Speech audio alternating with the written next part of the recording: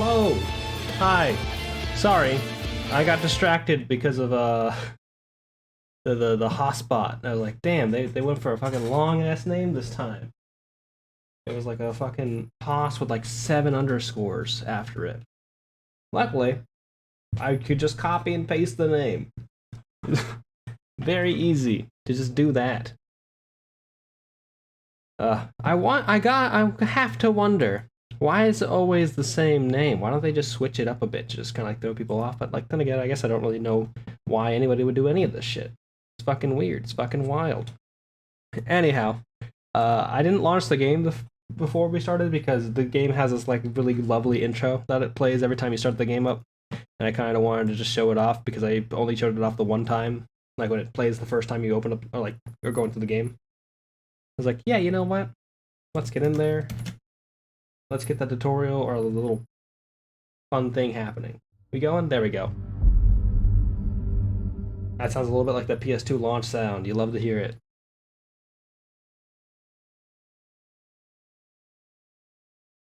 This background image is new. I think it's because I played a little bit off stream and I hit Urban Legend, which I think is like the second tier of like power level in the game. People kept saying like once you hit Urban Legend, that's when the game gets hard, and like, oh, that sounds awful. But like, okay, sure, let's go for it. Let's see what happens. Because the game's had like tough little moments, like little bosses, little guys are just like a bit of a problem as you're going through. There we go.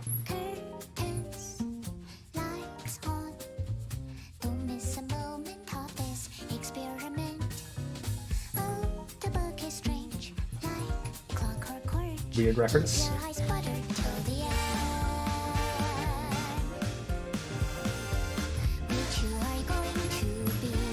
Buttered, also a strange choice of words there.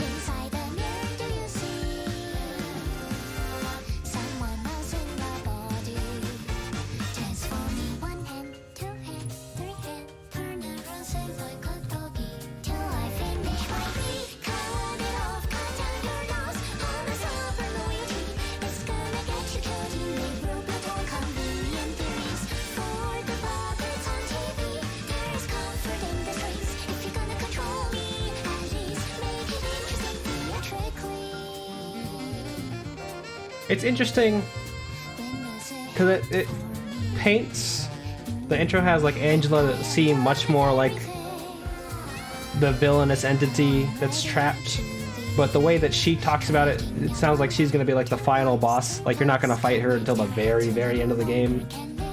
Like it's not even gonna be an antagonistic relationship until then. But I guess anything can happen because it's also partially a visual novel, I guess.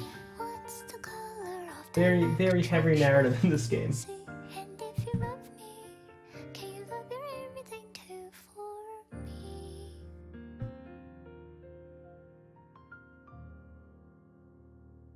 Anyhow, yeah, that intro is fucking rad. I love it.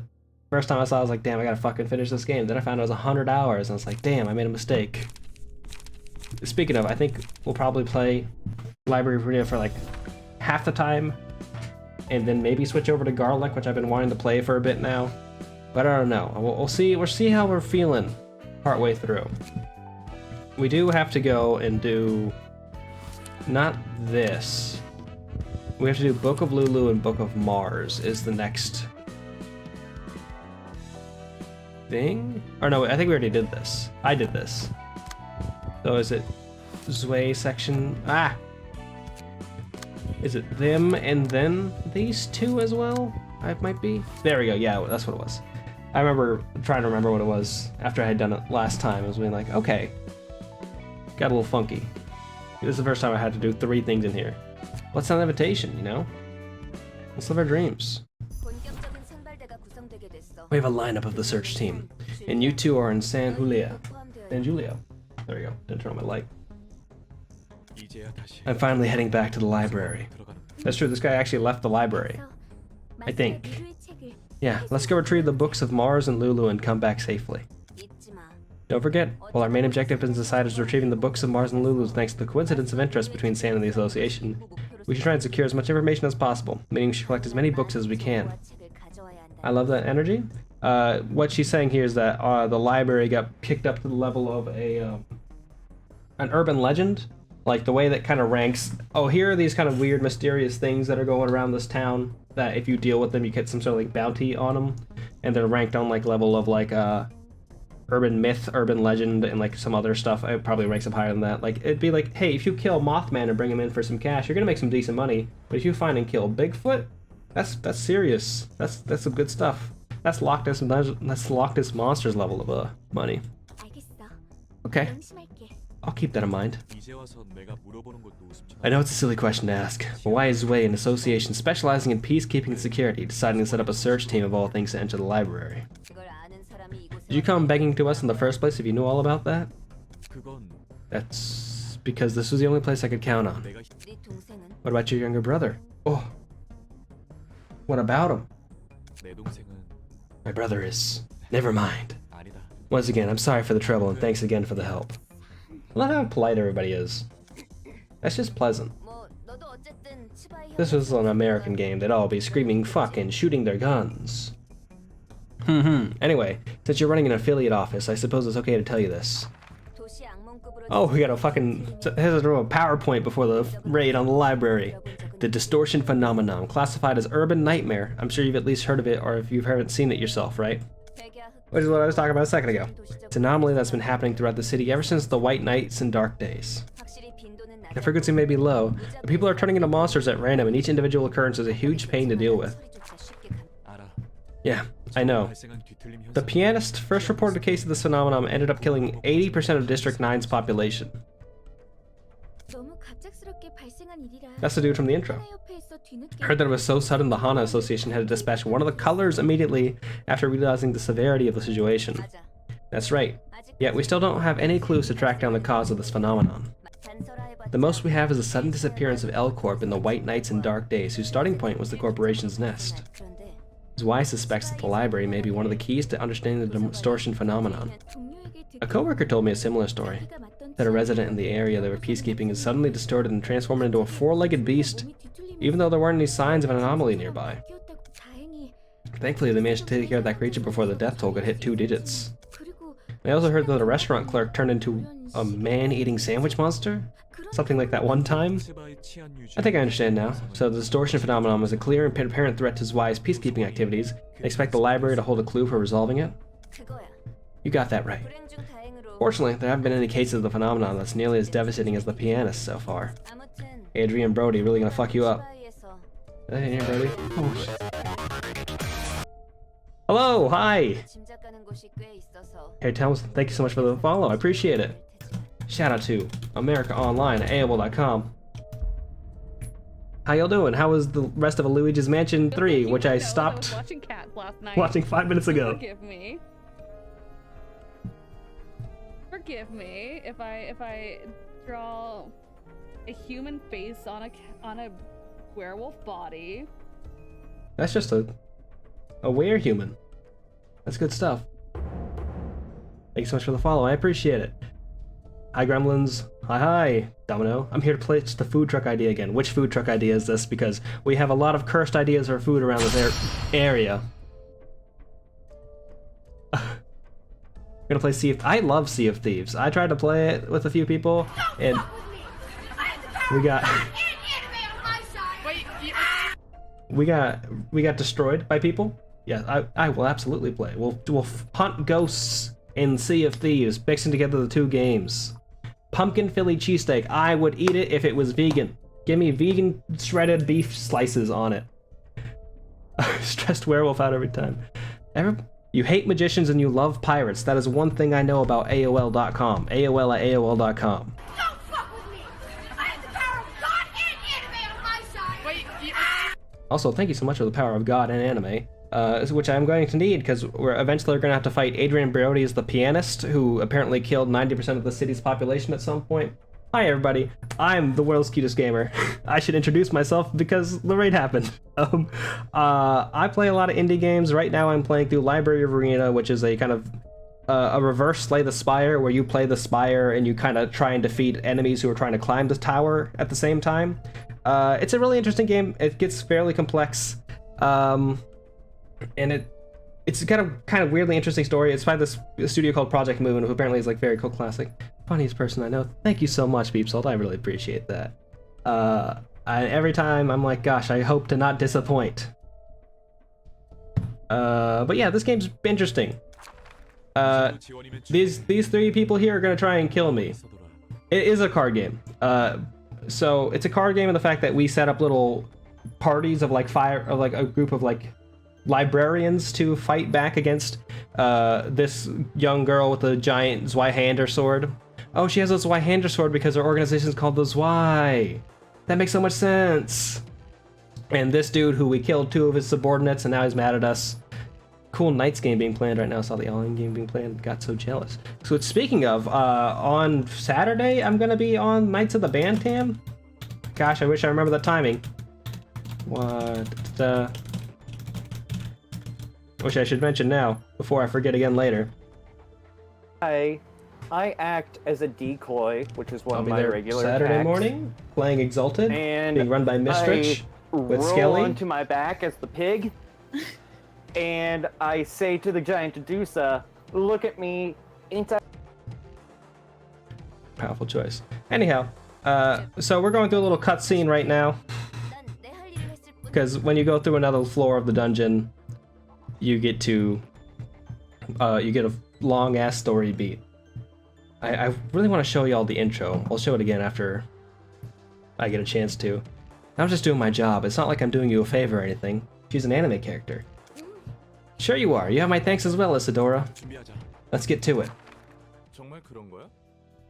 So we work for a magic library, which is also a big cryptid, I think. I'm pretty sure this giant library is a cryptid. Thank you so much for the BuzzFeed quiz recommendation, Domino. I really appreciate it. We'll get to it after we do this level. Eat some food and I'll tell you what aesthetic you are. Ooh. It's like Monster Hearts inspired by Twilight. Ooh, that sounds fun. That sounds exciting. I'd be into that. What is Angela is the cryptid that runs the big library cryptid. This big library pulls people in from the world and then turns them into books. So if you think about what kind of book you would be, the library will kill you and then make you a book. It's interesting. It's got some stuff going on. Yeah. The things they said about the library. Is this place really all connected to stuff like White Nights and Dark Days, L-Corp and the distortion phenomenon? Distortion phenomenon is the thing I just heard about just now. It turns people into big ol' cryptids, big monster cryptids. Mothership one part. We mentioned that before. Pension one shot. Ooh, I do remember y'all talking about that. I have no idea what Rod is. I'm frankly not even sure what we are in the city though. What if I said it is? If you said it is, I'm not sure what I get what you mean. Roland is our player insert character. He doesn't know anything about what's going on. It's extremely rare for an incident to encompass the city like the White Nights and Dark Days did. There have been some cases of wings falling apart on their own, but it seems only those affected by their own nests at most. L-Corp was something else entirely. Read or die. It's like origami. I have no idea what Origami Masters is. When you said read or die, I thought of The Burn After Reading, which I think is a Brad Pitt movie. It's like the whole city fell asleep for a week. Let's say that the library really is related to White Nights and Dark Days. What does that change?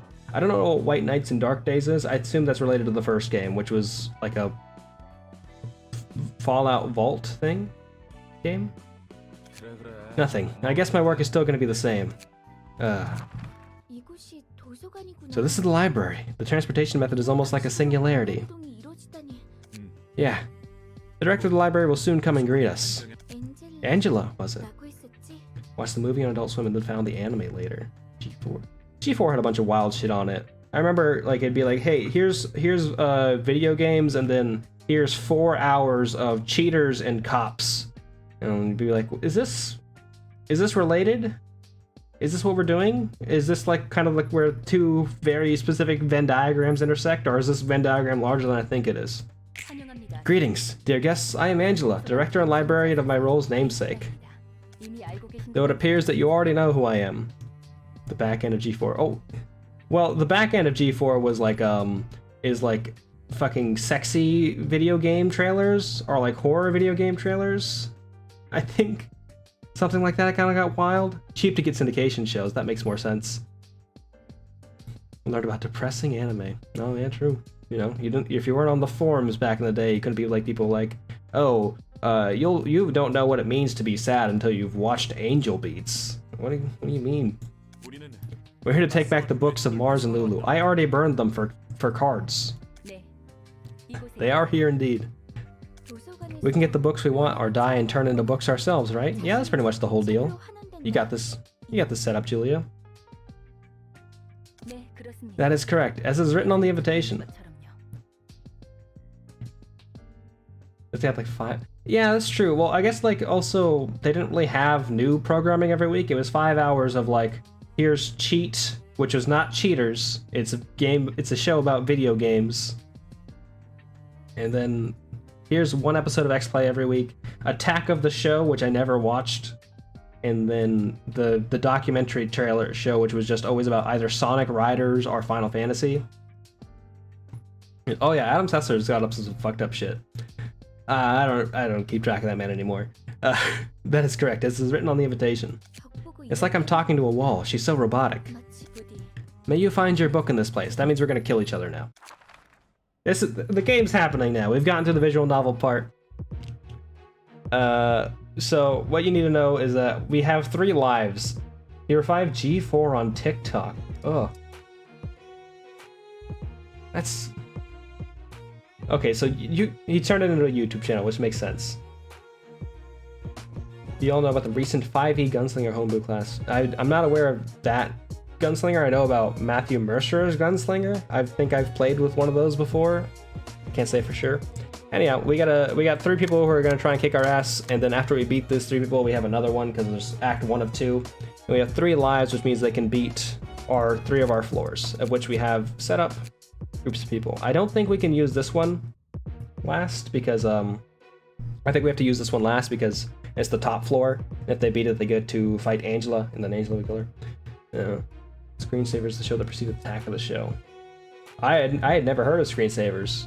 I had only heard of Attack of the Show. I think that's because I saw like a YouTube channel of people who were then go on to a YouTube channel of people who used to write for Attack of the Show. I think it was like Funhouse. That was a long time ago though. I do not remember at all. Well, we'll start off with this group. They got some cool stuff going for them. And here's the game.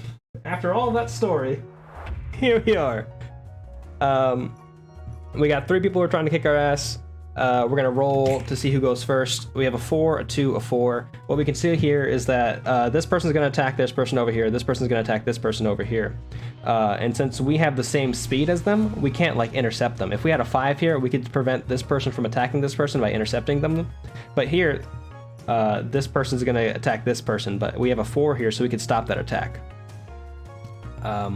Thank you for the BuzzFeed quiz recommendation, Tiny Blue. We'll do that after we finish this level and the one that Dom also redeemed. But yeah, let me remember how to play this game because it's been like 2 weeks. So this means this person's going to defend first and then do a attack, and it's 2 to 4 means they're going to do a dice roll, and whatever the result on that dice is going to be the thing. There's also status effects, but you know, not super important. Here are cards we have access to. I think for these 2, I went for a really cheap energy build because we have so many options. I wasn't sure which one to do for what. So really what I want to do is I want to break this 2 to 4 here, which I can definitely do with this overpower because it's going to be a 5 to 6 first off. But then it would lose against that 3 to 5. So what I could do is do this 3 to 4, try and block, and then hit him with the 3 and 3, which would be good because it's going to inflict burn damage, which I kind of want to do. But this person's also getting attacked. So what I want to do is then have some defense mechanisms going off against this attack at the same time. So I could do Fleet Footsteps, which is 2 to 3, which would probably miss and then get 2 dodges in, but we can save that for later. The Gunslinger is based on crits mostly when you shoot and hit. It lowers the crit range by 1 up to a threshold from 16 to 20 from 4 hits. It goes away with a lot. And there's a good statistic page showing that damage is balanced. Alright, okay. Interesting. So it's kind of like a ranged champion. What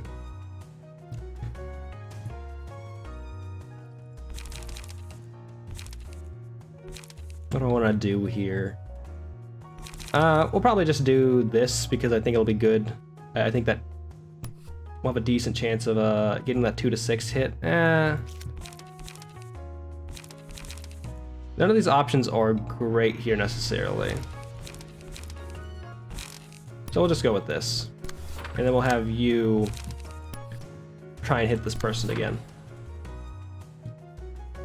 As the grit points in the some classes have a good variety. So it is a little bit based off that, because I'm pretty sure grit was also in the Matt Mercer version. Screensavers came from Tech TV before its merger with G4, and quickly after the merger changed its name to Attack on the Show. Attack on the Show. It used to have actual tech tips, etc., and now it wasn't just a talk show. Okay. Interesting.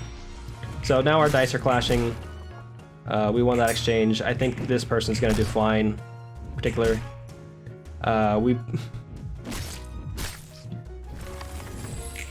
This game has about 15 different mechanics that are happening at the same time. For example, the music just changed because our emotion levels at the top are now even. And so we lose the cool music and we get to this kind of like calculative stuff, which I'm not as into. But you know, you get what you get sometimes.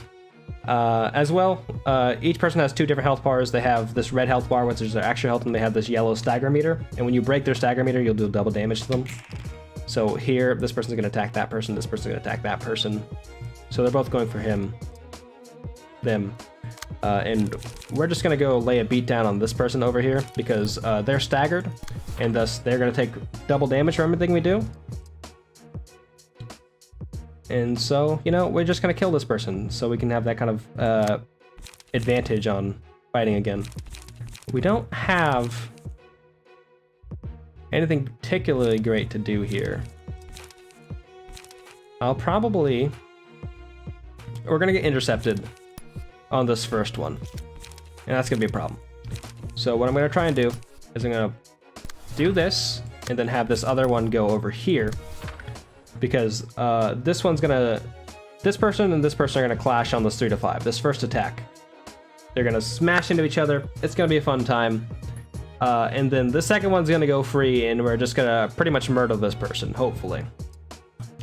It's a space game with an immortal chicken partner. You know, it's kind of like Fire Emblem-esque in that, like, it's very character focused, I guess. And like the kind of type advantage in the combat, but that kind of type advantage is a little bit more,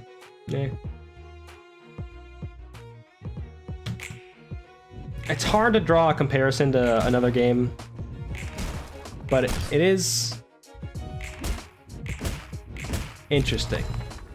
It's very complex, and I've seen people playing this game who are like 1,500 hours ahead of me, because this game's 100 hours long, and it's a whole fiasco.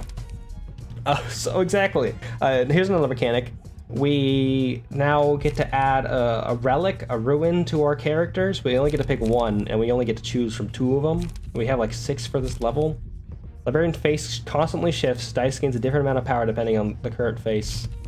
So this one's good, but this one's a little bit more nightmarish. And I think for now, just to kind of show off more about what this game is, we're gonna give one person a nightmare. We fought a cryptid who had a ripped off face on their face like the Joker, but it was someone else's face. And so now we can use that face as a relic, as you can tell right here.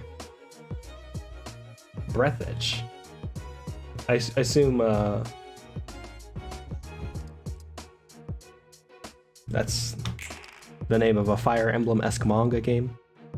So these 2 are going to clash. We have full energy here. So we're going to do this because we want to use this one and definitely just beat up on this person who is without the ability to defend themselves necessarily. No, that's the one with the space chicken. Oh, okay. Interesting. Yeah, let's just fight. There we go. We got a dodge there, which is good.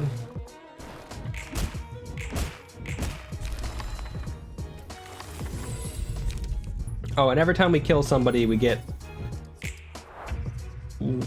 a book, and we can burn those books because we love burning books here at the World's Cutest Gamer Chat to get cards for the video game. It'll all make sense in time. It's only taken me 5 different times of playing this game to kind of understand what's going on. I'm also out of cards on this person, so we'll just try and avoid those 2 attacks.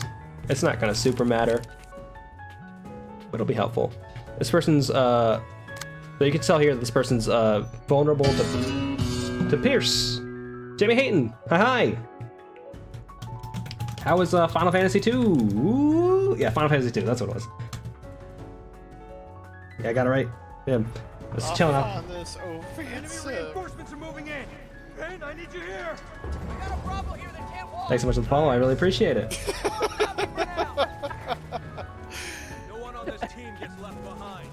Oh yes. There are a lot of RE clips with Jamie and Illithid playing RE5 together. How was Final Fantasy 2 though?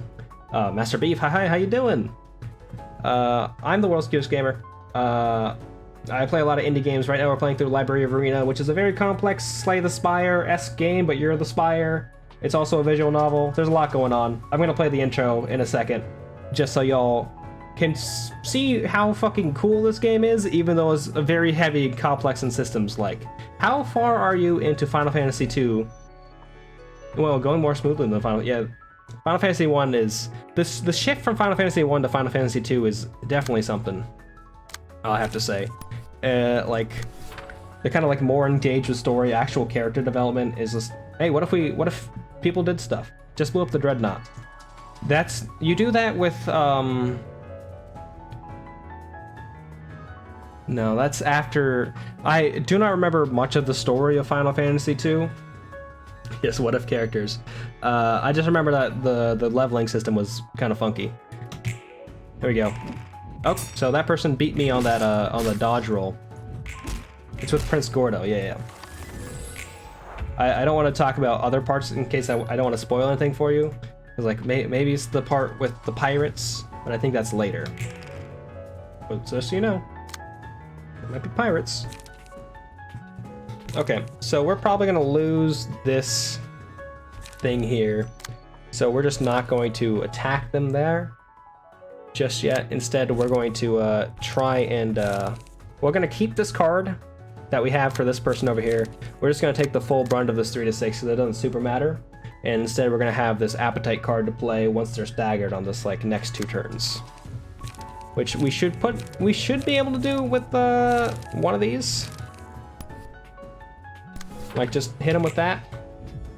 Ow.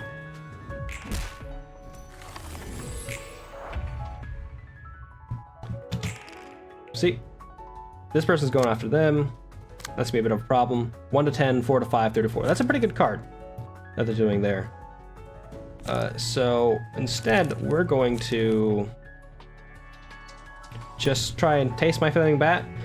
We could probably win some of them, and we might be able to win that last bat dice, because you can see it there. The second thing is like, if we win the dice roll there, we get a +2 on our 3rd roll. A lot going on.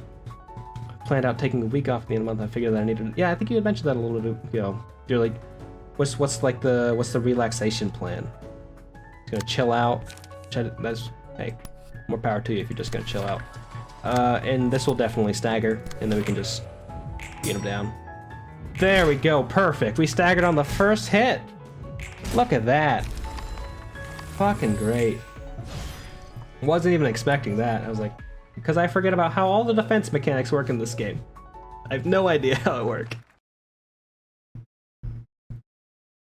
But yeah, I'm here. I've made it to the part where the game gets hard. According to this. Oh, this dude's name is Sans. Sans Undertale. And Julia Undertale. This person should be pretty tough. On a clash win, boost the max value of the next die by +3 at 25% chance. A lot of this... I don't normally like percentages and like random chances to happen in like card games like this, but I've kind of accepted it as like the main kind of focus of what this game is all about. It's like kind of like getting your numbers to be the closest. But these people seem pretty tough. We're gonna go with the same crew over here because they've already gotten those buffs that you saw earlier. So we could probably do some good stuff there. I expect to lose this one, but what I want to do is like kill a few of them, or at least like do some serious damage. Sans assumes I'm too tired to follow through. I feel that so much.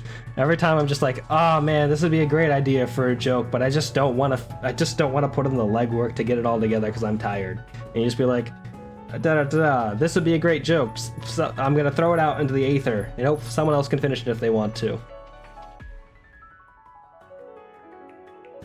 Okay, so we got a 1 to 6, a 1 to 4, a 1 to 4. That shouldn't be a problem necessarily, especially if I do. Well, this isn't great. Chop it off is not going to be great there.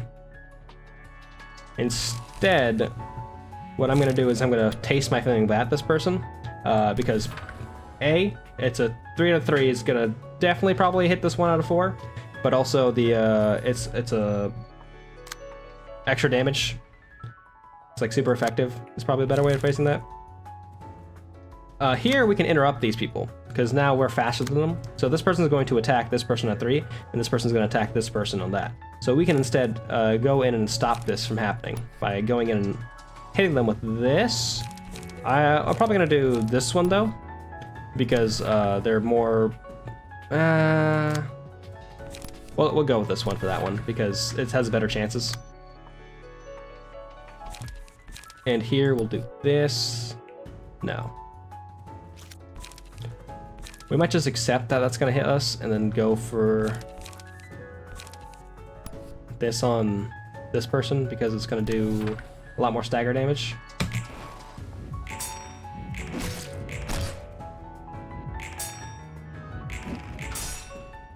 Oh, that was interesting. That was a full clash. But yeah, we're gonna kill the Sans character because they seem like they seem like the big boss of this run. So if we can kill him on this first bit, that'll be perfect. Especially because 1 out of 10, this person can just get in there and just beat down on this person right now, which would be great. In fact, that's what we're gonna aim for here. Gonna hit him with that. You're going for a 1 out of 10 through at 4. So this person's going to get intercepted. So instead, I think I'm going to try and... none of these are great to have here.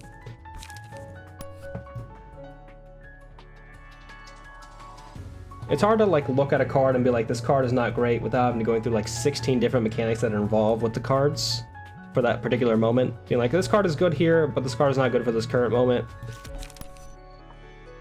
I used to watch a lot of people play like Hearthstone on YouTube, particularly like Brian Kibler, who is like a Magic player, and like I'm gaining a much more of appreciation for his ability to talk through plays and talk through mechanics, even though Hearthstone significantly less complex than this game.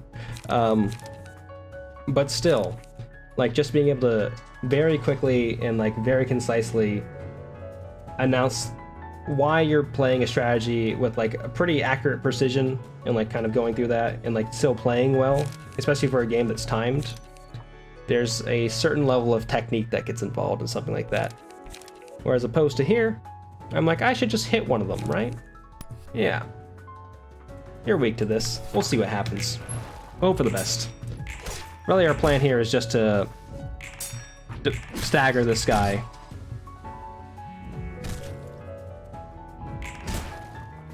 And get the kill. So here, this guy's gonna die. Especially if I go in here and just hit him with this, because he has 6 health, this is definitely gonna kill. And then we can go in and prevent one of these other attacks from getting through to this guy, which could be good if we want to try and get another kill before this goes down. In particular, we could stop this attack from getting through, because our 3 is faster than this 2. And then we can have you respond to this over here. We should be fine. This chop it off is always going to fail on the second thing, which seems like a reason to not play that card. Like I'll probably just go remove them after this run because they seem very bad. Ooh, that went real bad for me.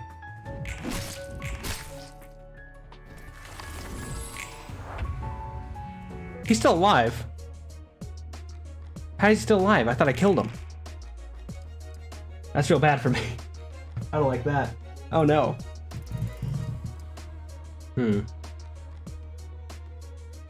Avert to 4.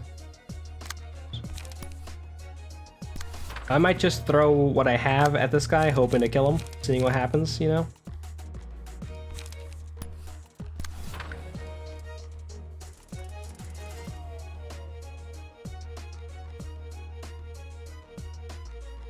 What are you playing on Saturday for Knights of the Bantam? We're playing Exalted 2? That's not the actual name of it, but I've been calling it Exalted 2. There we go, that killed the dude. But we are staggered on both of our characters, so they're pretty much fucked. Like, this person's gonna do a shit ton of damage, but this person's not gonna die. Yeah, no, this is a bad play on their part. They could have killed this other guy over here, but instead we have one more go through to do some damage. Oh, never mind. We somehow rolled 1s on everything. Like, this makes sense for this character, but still, a little fucked up.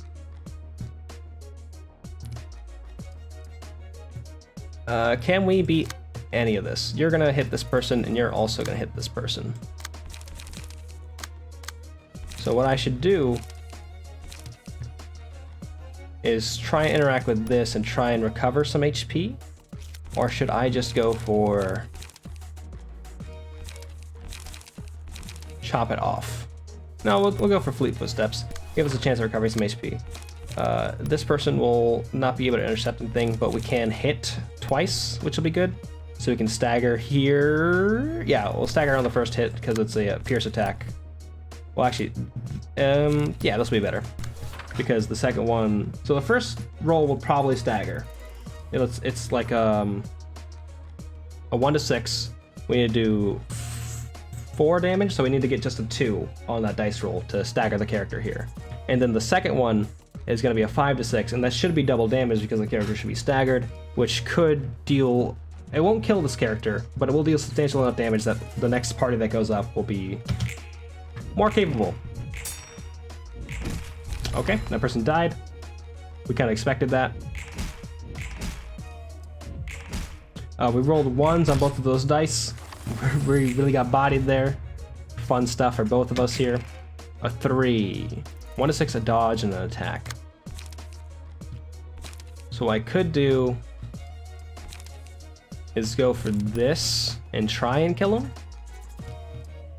Or at least try and avoid that 1 to 6. Whatever the other one here is going to go directly to this person. So I think, yeah, if we do this, we'll just hit this person there, and then we'll dodge, or at least attempt to dodge that attack.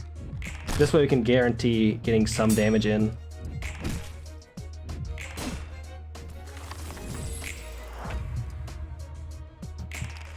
Technically not dead here, which is all you can really hope for sometimes. We are out of cards though, so this fight is pretty much over for this character.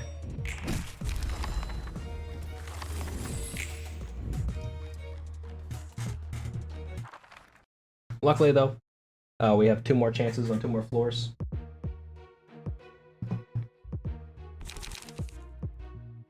We can pick any one of these next floors to go to. I think we'll probably go to. I feel like this group is pretty strong. This one is my second strongest for sure. After this one though, so we'll probably just actually go to these 2, just to kind of get through to them. Also, I like the music for them, but they just like, how about no? What if you didn't have the music? 2 for 2, 2 for 2. These are both kind of scary cards, actually. 1 out of 10. So what I can do here is try and dodge that 4 out of 5, but I don't think that's going to be necessarily possible.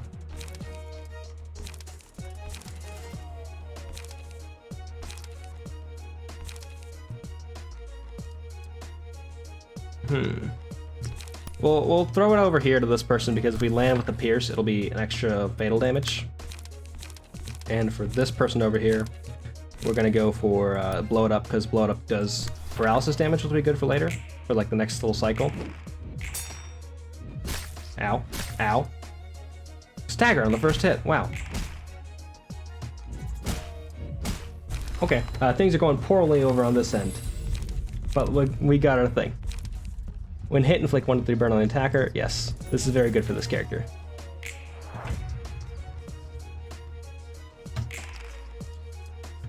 Okay, well. Things are going poorly again. Instead, I guess we'll clash with them on this one.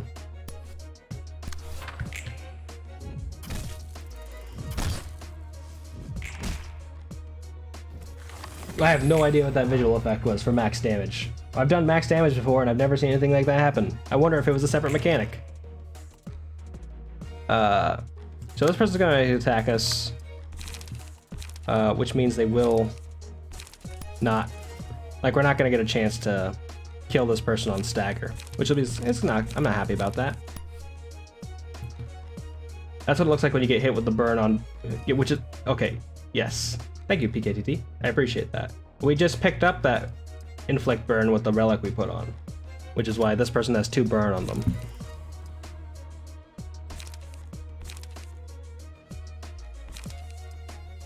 I don't know if there's a way for us to hit this person on that attack, because we're gonna get intercepted. So it might just be better to try and respond to whatever this person's doing to us, which is just a general 2 to 6. Like, we'll probably lose that first hit, but then we'll definitely get the 2 out of 5, but that 2 out of 5 is not going to do much.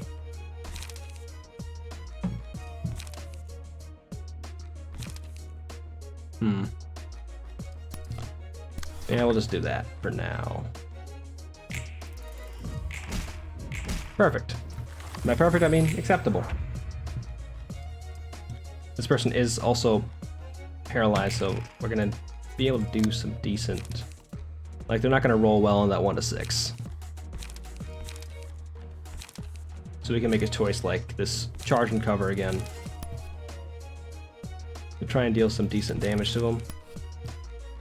The slash, however, is going to be a 2 to 4, which should be fine. It'll give us 2 strength for the next turn.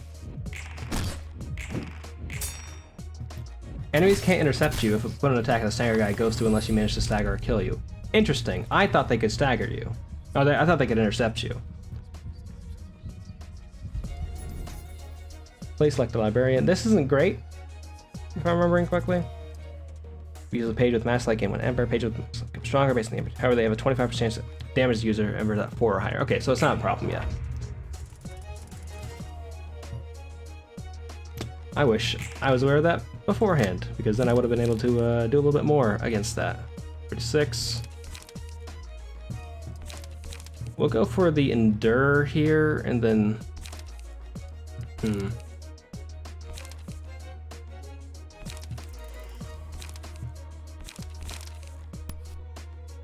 Charge and cover again. Seems like a bad idea, but it'll be fine. Works out. It's perfect. I know exactly what I'm doing all the time. Great stuff. 2 to 5, 3 to 4. Here. This card's strong.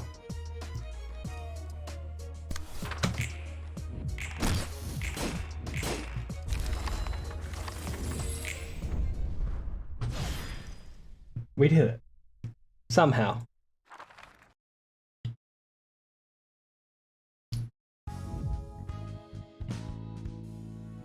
Here's a bunch of cards we got. We're gonna burn those for stuff after we figure out what we need to do stuff. Oh, so we killed San and Julia. I thought we might only kill San this time, and then Julia would go back and go talk with Isadora. But I guess Isadora's gonna be the next character to come try and kick our ass. The library is located in the source of the White Nights and Dark Days. I touched up the headquarters of L-Corp, the center of it, for my own use. So if I understand that correctly, the plot of the game before this one takes place in the L-Corp building. It's like the one where you're managing a bunch of cryptids, and you're just like, they're like breaking out and killing a bunch of people, and it's a whole thing. I watched the trailer for it. It's a bit of a fiasco. So that would mean that this is the same building and she's just turned into a bookstore. A big old library. I have no comment to make on the distortion phenomenon. That apparently started occurring afterwards. I have little to no information about that phenomenon either. Though I do have a guess. Well, that came out of nowhere. You were curious about it earlier, weren't you? I was created as the mechanical secretary to assist the manager of Lobotomy Corporation, which is the name of the last game, L-Corp Lobotomy Corporation. If I remember correctly. I was designed to look like a human, feel emotions, and make evaluations and judgments based on those emotions. As you suspected, I was born in secret, violating the AI Ethics Amendment. I never got to make my own judgment. Funnily enough, I had to read the same script over and over for 1 million years, all for the success of a single project. 1 million years. I would hope to like fashion to get a little bit more fancy than the kind of like static black suit after 1 million years. The play that never seemed to end finally concluded one day, and the white nights and dark days happened as a result. Thanks for letting me know. I know who came up with that insane plan, but thanks to them, the distortion phenomenon started wreaking havoc on the city at random intervals. Ordinary people would turn into monsters all of a sudden. They kill everything in sight. In the first ever case of distortion, boy, that was a hellscape. That was Adrian Brody's The Pianist. Happened without any oncoming sign in a district that everyone believed to be relatively safe. The massacre was a work of art, too. It was named The Pianist for a reason. What more could I say? Anyway, thanks for telling me all that. Must have been a sensitive topic to you. You aren't as shocked as I suspected. The monsters created from the distortion did give off a suspiciously similar vibe to the library and its caretakers. You must have gone through a whole lot of distress in your life. Anyway, what comes next is the problem. What can we do to learn the why here? You can use this book. I tried writing down the relationship between L-Corp and the distortion phenomenon. It should be quite valuable to them under these circumstances. What book was that? So yeah, we'll have to go down here to the Malkuth and fight a specific boss because of the little exclamation point. But first off, let me see if I can... I want to play the intro again. Is that an option I can do?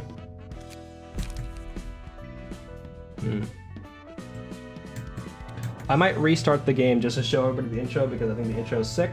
I love the intro. It's one of my favorite parts of this game. But we'll do that after... you know what, we'll do it first, and then we'll go through and those BuzzFeed quizzes. They updated the game to have mod support, and now there's a whole thing going on with it. Show me the game, OBS.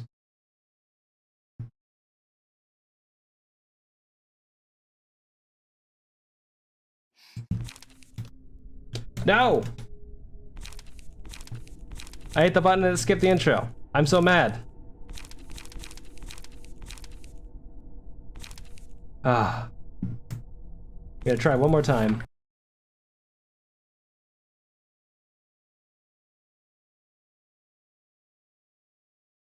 OBS should pick up the thing by itself. Like, it should have it already. It's interesting that it doesn't.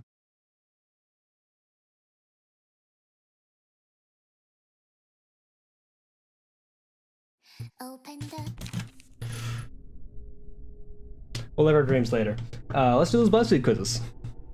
Thank you so much for the quiz recommendations, Domino and Tiny Blue. Here's the first one that just got redeemed, or got redeemed like 30 minutes ago. I've lost all track of time.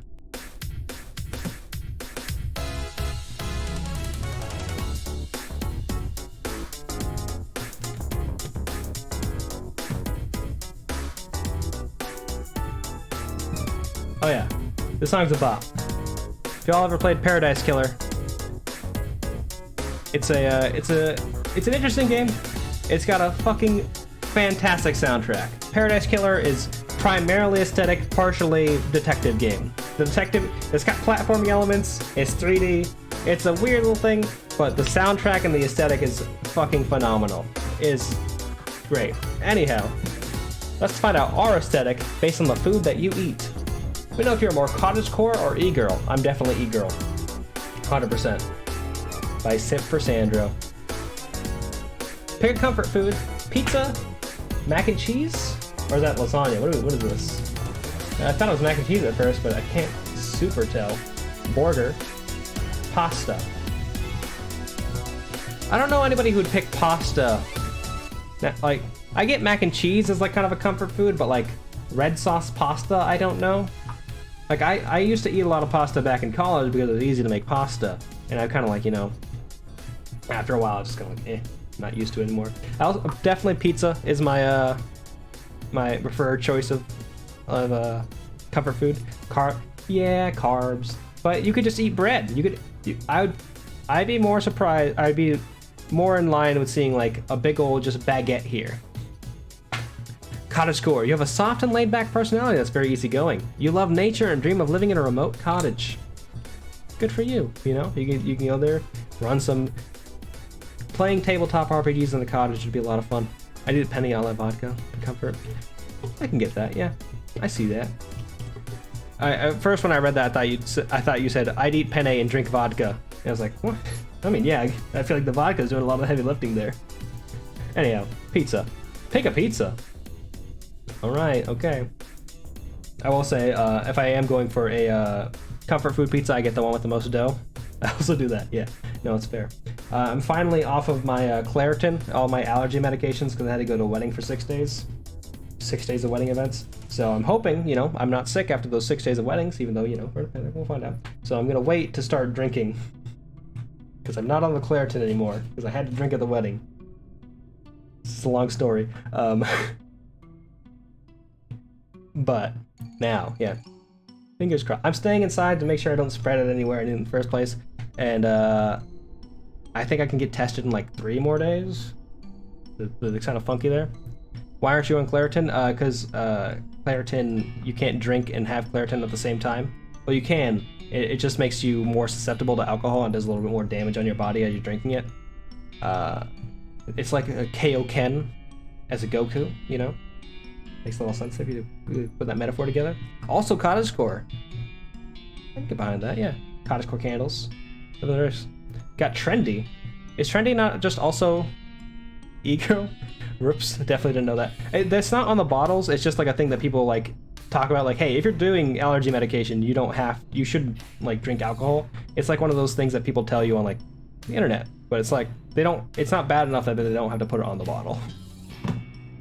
Pick a pizza. What are my options? Cheese. This one with basil. This one with mushrooms.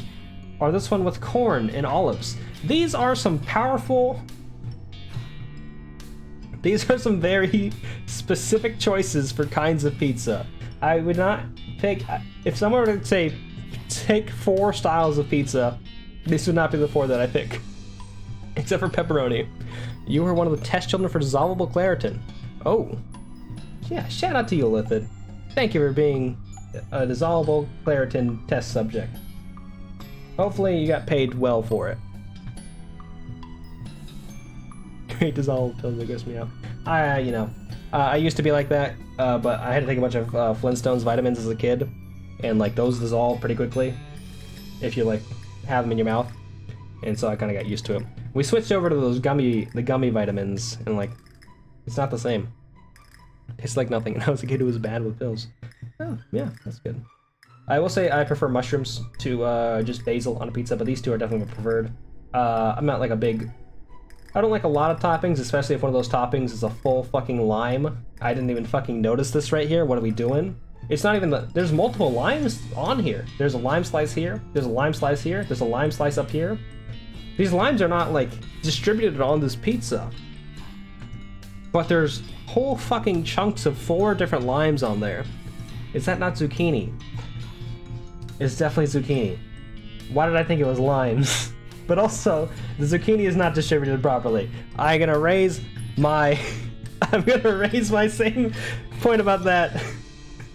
But the previous thing about it not being distributed properly, you know? New definition of margarita. Oh yeah, you know, going full fucking rim the salt on the crust. Tequila sauce. There we go. Yeah, you know, as a vegetarian now, because I switched to being a vegetarian, I used to really like pepperoni pizza because I love the way that the cheese cooked off like the pepperoni fat. Like the grease from the pepperoni would spill onto the cheese while it was like baking. It would make the cheese taste like a better way, and you don't get that the same way on like vegetarian pizza. Feta cheese is like a good cheese, but it's not like the same thing. It's like one of the things I miss the most about that. Is the quiz's bad options gonna scare you to meat pizza? I don't know. Wait. One of your friends had their teeth ruined by the Flintstones vitamins because of the dye in them? Like, did they just have like purple teeth all the time, or did they like actually like fuck up the teeth, the enamel and stuff? Pick a cupcake. This one, which is a carrot cake cupcake, I know because I ate some of these very recently. Chocolate cupcake. Fun cupcake. Fun cupcake. Birthday cake cupcake. Whatever this is. Unicorn cupcake? The ones in the back have like a whole other layer on them, and this one just doesn't. Like, what is... like a gummy candy on top of it? He stained his teeth, so he had to go get professional whitening. Interesting.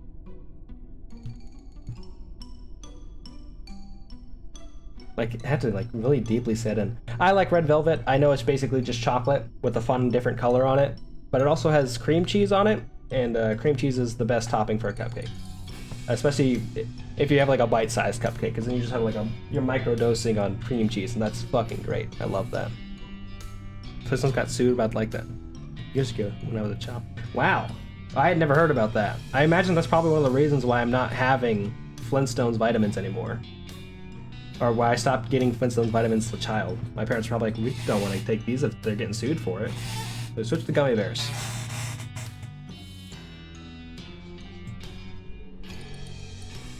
Sorry, there's a lot to process with this cookie over here. I don't... What's happening? Is this still a cookie? I don't think it's a cookie. It's gotta be like some sort of whoopie pie cookie. Yeah, which is a pie. It's in the name. Just like cheesecake is cake, even though it's technically a pie, it's cake. That's a pie. I was thinking it's like some sort of like circular brownie.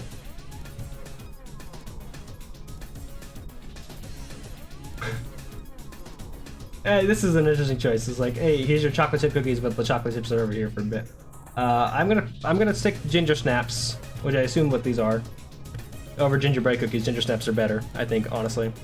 You can stuff a cookie, but this is a little bit too much stuffing in a cookie. Like, this is mainly stuffed.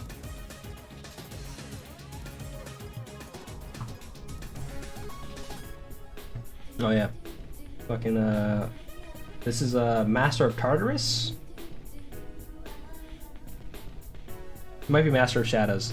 It's one of the two boss themes of Persona 3. Those two like generic boss themes. I can see that. I do like that gingerbread has fun shapes. Honestly, if a cookie's in a fun shape, I'd be more into it. Out of all of these cookies, the one I want to try the most is this one, but I don't want to say it's my favorite cookie. It's definitely these because these are good coffee cookies, and they just got a little tang to them. You get a little snap. It's great. It's good stuff. Pick a sweet slice of cake. I'm about to sneeze, so I'm trying my hardest right now to stop it from happening. I'm putting in so much effort to be like, don't sneeze. Don't sneeze. Actually, speaking of, I made my recipe called gooey cinnamon cookies and described them like a snickerdoodle. About to sneeze. No, I'm not.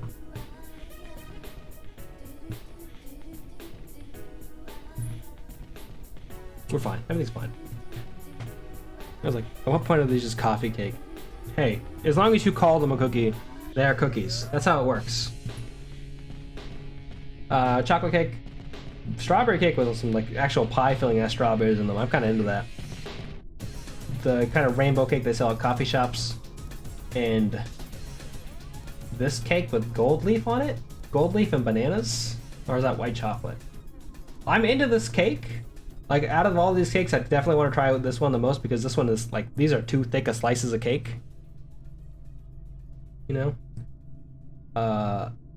It's probably this one or this one out of all these. I like these, but I prefer them as a Crepe cake. Rainbow crepe cakes are delicious. Trendy! You're probably just a normal person following trends. Your style changes so often depending on what's hot right now. That's so you, Tiny Blue. You're always just switching to be just very much on the mainstream. You get yourself a man bun. You got yourself other stuff that's trendy right now. I don't know what's trendy anymore. I'm too old. Everything today is telling you to replay P3P. Well, then let me tell you right now, Domino. You should play Persona 3 Portable again because Wiping All Out is the best Persona fight song. It is the best combat song in any Persona game. Except for Persona Q, which has Pull the Trigger. And Pull the Trigger still involves a P3P protagonist. Yeah. It's very good. We're gonna pick this fucking fancy ass cake. Because I want this berry cake and I want to find out if those are bananas. By not sneezing, I now just have a runny nose, and that's fun. Pick some candy, gummy bears, M&M's? Reese's Pieces? These look like little chocolate bites. Master Destruction number 2 battle theme? Yeah. Absolutely. I would agree with you on that.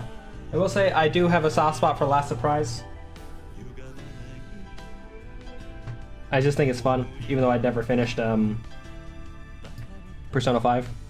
And by never finished, I mean I got past the second dungeon and then stopped. Gummy hearts are Starbursts. I've said this before, I don't like Starbursts that much. I will eat them if they're given to me because that's the kind of person I am. I will say I do like gummy bears, but like the real fruit juice gummy bears, not so much like the Haribo gummy bears. I think the Haribo gummy bears are like too tough, like really stringent.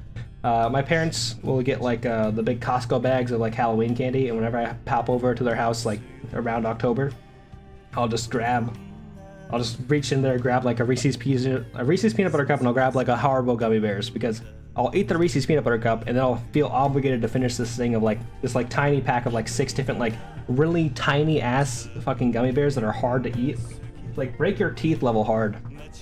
And I'll be like, this is gonna stop me from getting more candy later because I'm gonna struggle to eat these fucking gummy bears. Anyhow, we're gonna pick these fun gummy hearts because they're fun. You know, candy should be fun. People fucking love the Haribo ones for some reason. It's gotta be like a lot of nostalgia. Like I like some Haribo candies, like the Haribo cola bottles, delicious. They're my favorite gummy candy. But the gummy bears, they're not putting in work for. That's the last surprise. Didn't think you hear the P5 Royal theme so much because they only play when you didn't ambush enemies. Ooh, true. I hate it when there's like a good theme. One of the things with Library Arena is there's a lot of good themes in that game, but they kind of run over each other because they're playing at different times. Like different events will trigger a different theme on like each of the floors. And I'm apparently not playing well enough to get to stick to some of the themes that I want to listen to. People used to come in and sometimes spend $30 on Haribo at the convenience store I worked at. That is a powerful choice, especially because you can order those online.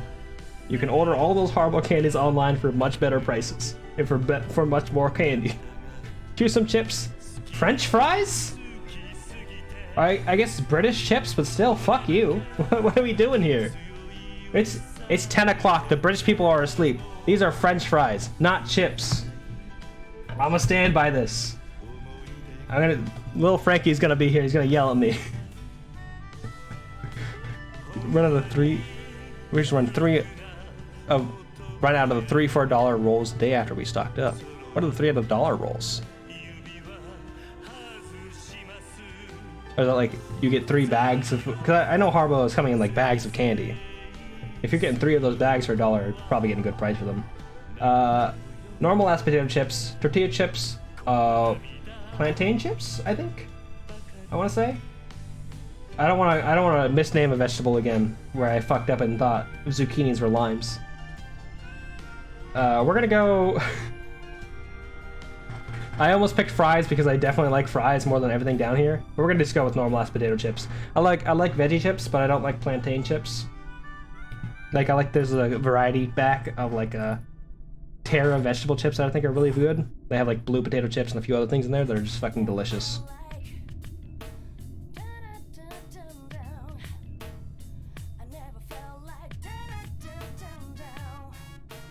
Also a great song. Get 3 rolls for $1 or 40 cents each. Okay, yeah. I mean, at that point. Oh, a single like Smarties roll of Haribo rings. Interesting. Okay. Lastly, pick a drink to go with your delicious foods. Tea, 6 different sodas, 7 different sodas. Also, are these Arabic sodas? Are these what language is this? I don't recognize that lettering. Water or red wine? I mean, if I'm going for comfort food, I'm gonna go for like wine or soda. I'm trying to kick back a little bit less on soda. Like I started drinking it again like a few months ago after not drinking it for like 3 years. We're gonna go with red wine. That's who Thai. Okay. Yes, that makes sense to me. I played GeoGuessr for about a month and I wasn't particularly good at it. Trendy! I knew it. Probably just a normal person who's following trends. Your style changes so often depending on what's hot right now. I'd love to see that. Now let me grab this other quiz from Tiny Blue. GeoGuessr is one of those things that makes you, you know, a little bit more worldly. I'll definitely say that. I have a lot of respect for people who are good at GeoGuessr because you have to know so much about different parts of the world. Like, playing GeoGuessr for the first time, I'm like, oh, I don't know shit about these other countries. I probably should know something at least, but I don't. Yeah. What potato chip flavor are you? It's crunch time! Am I gonna get eaten? What's happening? What are you doing? Pick a potato dish that isn't chips. Garlic mashed potatoes, french fries, roast potatoes, baked potatoes, scallop potatoes. I've never had scallop potatoes. Potato latkes. I've never had potato latkes, but I've had hash browns, and they look similar. They seem like they have much more actual potato to them, though. I don't even know other states, never mind other countries. That's true. Getting fucking dropped into like a random ass state and being like, oh god, this is somewhere in the middle of the country. Said this looks like Maston. People turned on the street and said, oh, suddenly this looks like Deep South. And I was like, oh, it's Rhode Island. Yeah. I'm definitely familiar with those kind of areas where you go somewhere and you take a turn and suddenly it feels like you're in the Deep South. Even as someone who's in the South, as you can tell from my southern drawl. I've never had scalloped potatoes. I'm gonna go with french fries because french fries are delicious. Roasted potatoes are a close second. I love roasted potatoes. Baked potatoes, alright. So southern, I know. Chess pie, sweet tea. Trying to think of other southern things. This song always makes you sad. This song, I had it like a. I played a D&D character who was a robot who was designed to kill mages, and we were trapped in this like floating city, and I was running around the floating city at night just hunting down mages, because that's what my character did, and I was playing this in the background on my end while I was playing as that character. I was like, yeah, that's what that makes me think of now. It makes me think of a big old robot who's like Batmaning around just to murder mages. One road, me and my friends were driving, and there's a super plumbing. It's a 5-foot by 5-foot shack with Superman on top. It looks like it's falling apart. That's powerful. That seems terrifying. That seems like it'd be in like a fucking indie horror game. We're going with french fries. How did the last person you texted describe you? Who was the last person I texted? I think it was Tiny Blue. I think I texted him yesterday being like, hey, we're doing co-op queues. Just to make sure you haven't forgotten. Yes, because every other text message I've gotten today, I never responded to. I was like, I probably don't need to respond to this. This isn't a group chat. So that's why. How to describe me? Hilarious, loyal, creative, stubborn, cute, lovable. Well, I think we'd all acknowledge that I'm the world's cutest gamer. It's a self-given title, but it's a title nonetheless. Probably hilarious, you know. I'm fucking funny as hell, you know. Cheetos. I didn't see that coming. You're a bold person who loves to get into friendly debates with others. You defy expectations and don't adhere to anyone's standards or rules. You follow your gut. You don't mind if things get a little messy along the way. That's always a little concerning, though, when you get an answer and it's like, Cheetos, huh? You don't want to get like, oh yeah. I mean, if you'd like to, Tiny Lou, go ahead.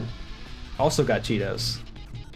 Well, I guess it's not as... Didn't see that coming, because everyone's getting Cheetos. Lovable. Thank you.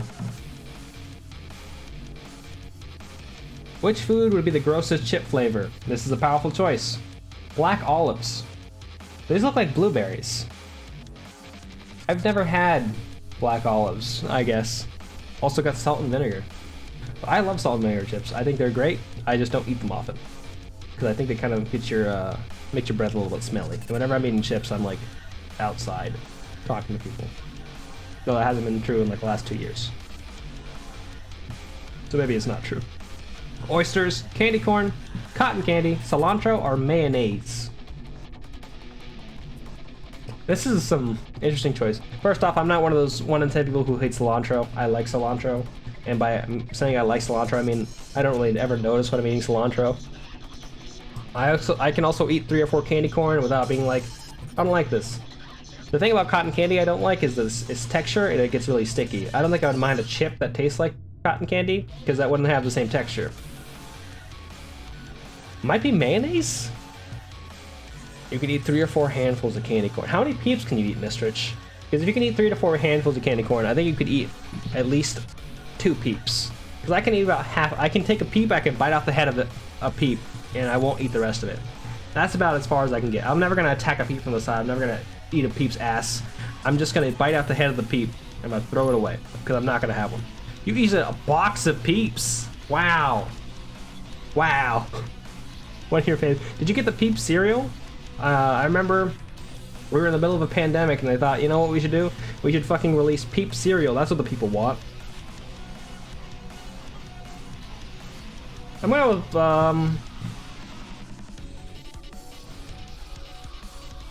the only flavor here that I know of that I kind of be repulsed by is like a mayonnaise.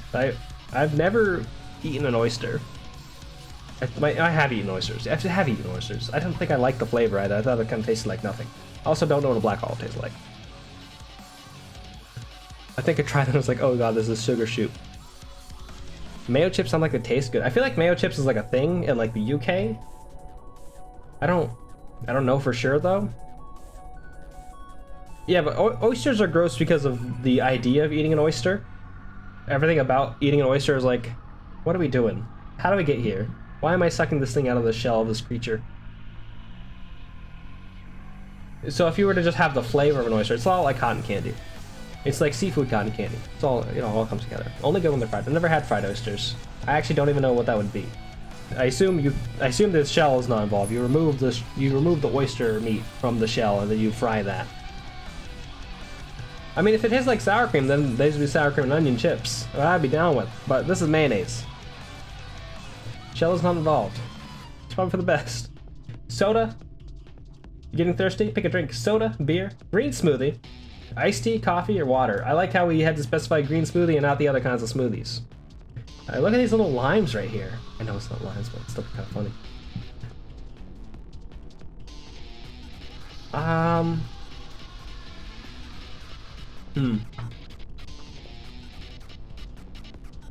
Just like fried clams would be cheaper. Yeah. It'd be nice though. So I don't drink coffee because I'm thirsty. I drink coffee because... Thank you for the 1-bit AOL. I really appreciate it. There's only one choice. Is you're thirsty. Yeah, you know, AOL, I was looking... I was thinking to myself, you know, I should switch that 1-bit donation to something today. And I was looking through my options. I was looking through Yakuza sound effects. I was looking through other stuff. I was like, maybe I'll just write like a 10-minute audio of me talking about receiving 1 bit, and then have that play. But then every time it would play every time someone does 1 bit.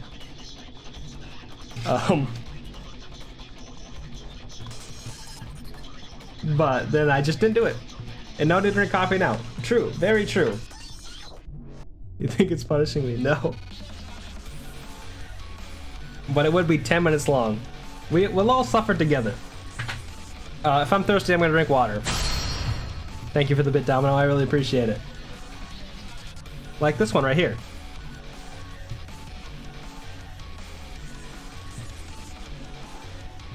Pick something sweet. Always recommend VA Energy. You told me last time VA Energy is not the tomato juice one, and I don't know what it is now. You told me what it was, but I'm still thinking it's not tomato juice. Pick something sweet. Cheesecake, ice cream. This is... Is that fucking pistachio ice cream? Because pistachio ice cream is one of the most underrated ice cream flavors. It's fucking fantastic. As a small Indian child, you get 2 ice cream flavors. You get mango and you get pistachio, and those are 2 of the best flavors you can possibly get. I don't think that's matcha. It has like hard pieces in it.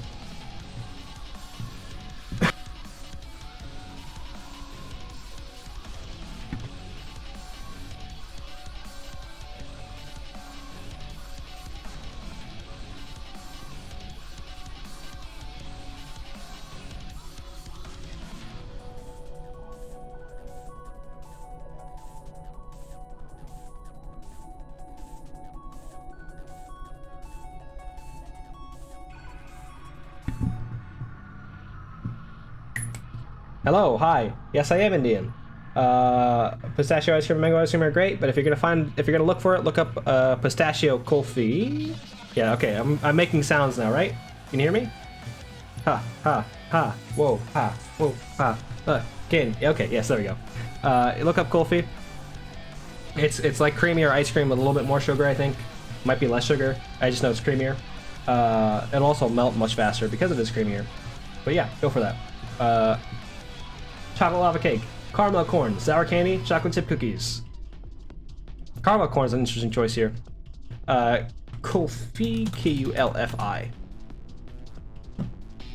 Coffee is one of those weird ass candies from that Nancy Drew game yesterday. If you just look for an Indian store in your area, they'll have them. They'll have them like a little.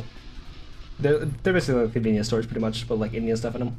I'm gonna go with this cheesecake, even though this has way too many berries. If someone gave me this cheesecake, I'd be like, this is too much stuff on here. I don't know how I'm gonna eat this. After I take one bite, all the berries would fall off. And I'd be like, I guess I should ratio these berries to the amount of cheesecake I have, so I'm always eating like a proper portion of cheesecake to berry. Well, like, come on. What are we doing?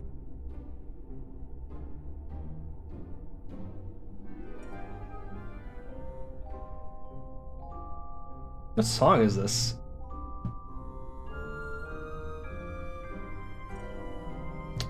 Oh, it's from Shadowbringers. That's what it's from. I was like, this has gotta be Final Fantasy XIV, but what part of it? Pistachio pudding mix to mix the flavor of the cake and the frosting. Pistachio cake. That sounds delicious.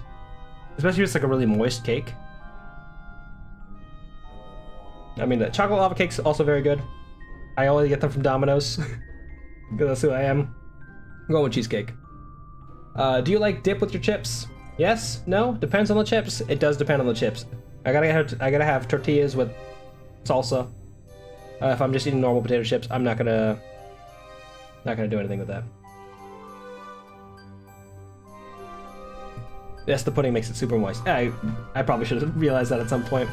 Thanks for the patronage. Thanks for the potato chip itch. And finally, pick a sandwich to have with your chips. Turkey sandwich, tuna salad sandwich, ham and cheese sandwich, peanut butter and jelly sandwich, grilled cheese, or meatball sub. I can only eat 2 of these, unless we reckon that if we want to count these as vegan versions of ham and cheese, vegan tuna salad, vegan turkey, vegan meatballs.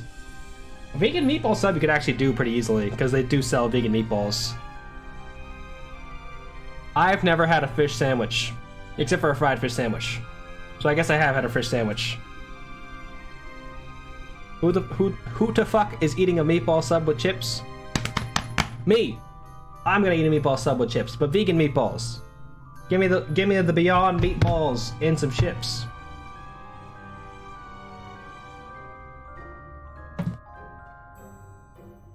I had to let that happen. Oh, I hit the button. Mistrich also hit it at the same time. Appreciate that, Mistrich. I love to eat vegan balls, especially with chips. Which makes me barbecue flavored. I'm a little sweet, a little spicy, and a whole lot of awesomeness. You are smooth and a perfect balance of flavors. You are patient in most situations, but can have a bit of a temper if pushed too far. You have a healthy ego and self-confidence. That's not true. You have very few enemies. That's true. And tasting great comes naturally to me. Yes. I do taste great naturally.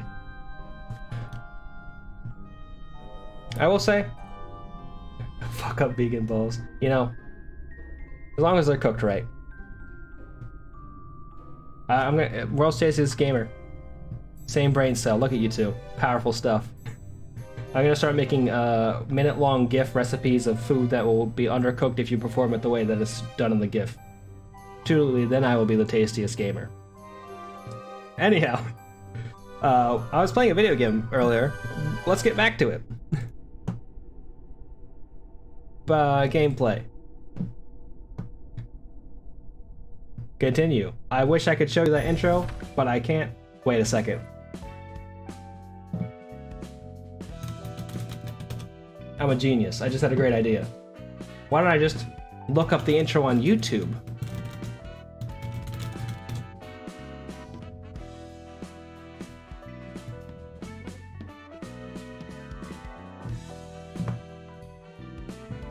That's a much better idea than my previous one. Bam. Bam. Bam. Get your eyes buttered, y'all. Whatever that means. Whenever that shows up in the song, I'm like, what? What are we talking about? And they get to watch this. Open the curtains, lights on. Don't miss a moment of this experiment. Oh, the book is strange, like clockwork orange. Also weird reference. Eyes buttered till the end. Which you are going to be. Inside the mirror, do you see someone else in the body? Transform me 1 hand, 2 hand, 3 hand. Turn around, say like a doggy till I finish my beat. Cut it off, cut out your loss. All the silver loyalty is gonna get you killed. You make Rubicon convenient theories for the puppets on TV. There's comfort in the phrase. If you're gonna control me, at least make it interesting. Theatric. There's a pianist. He's the dude from the game who does all the murder. Then there's a hit for me. Think I am done with everything. Oh yeah, no, this intro is fantastic. Dragging out 1 line, 2 lines, 3 lines, connecting. So the sprite work on that road level, it kind of makes me laugh a little bit every time. You gave me some hopeful curiosity. You're still happy, answers left for my discovery. What's the color of the electric ship you see? And if you love me, can you love your everything too for me? Look, she's so nice. She's gonna hand us a letter to come to the library and get murdered. Isn't that fun? Thank you. Thank you for letting me do that. I think the intro is fantastic. I love it so much. It is my favorite part of this game, for sure. I like the game, but the intro is great. We gotta go fight a monster. I don't know what the monster is gonna be. It's gonna be a happy teddy bear. That's not what it's gonna be. We're gonna go get our ass kicked by it the first time to see what it does, and then we'll see if we can beat it with our cards. 10 at 10. So this thing's just always gonna go first, which is fun. The thing love to play with people, right? Okay, I already missed it. It's okay, don't be afraid. We're just playing together. What is it gonna do? 4 to 6, 4 to 6, 4 to 6. Not a fan of that. It's all slash damage too. It also has the effect of reduce the cost of nostalgic embrace of the old days by 1 after engaging in a clash. What? Okay. Sure. So we're not going to be able to beat these cards necessarily. We can probably beat it with the 4 to 8 on this clash, but that's about it. So, wait. Spending all of our resources on this card too would probably be a problem. So instead we're gonna go for the 2 defenses here, even though it's not gonna do much, it's just gonna save our resources for a bit. Thank you for the world's tastiest gamer. I'll be sure to add it to the little badabadoo after the stream. So this thing has weakness to slash. So we're just gonna stab it. Yeah, we're just gonna stab it.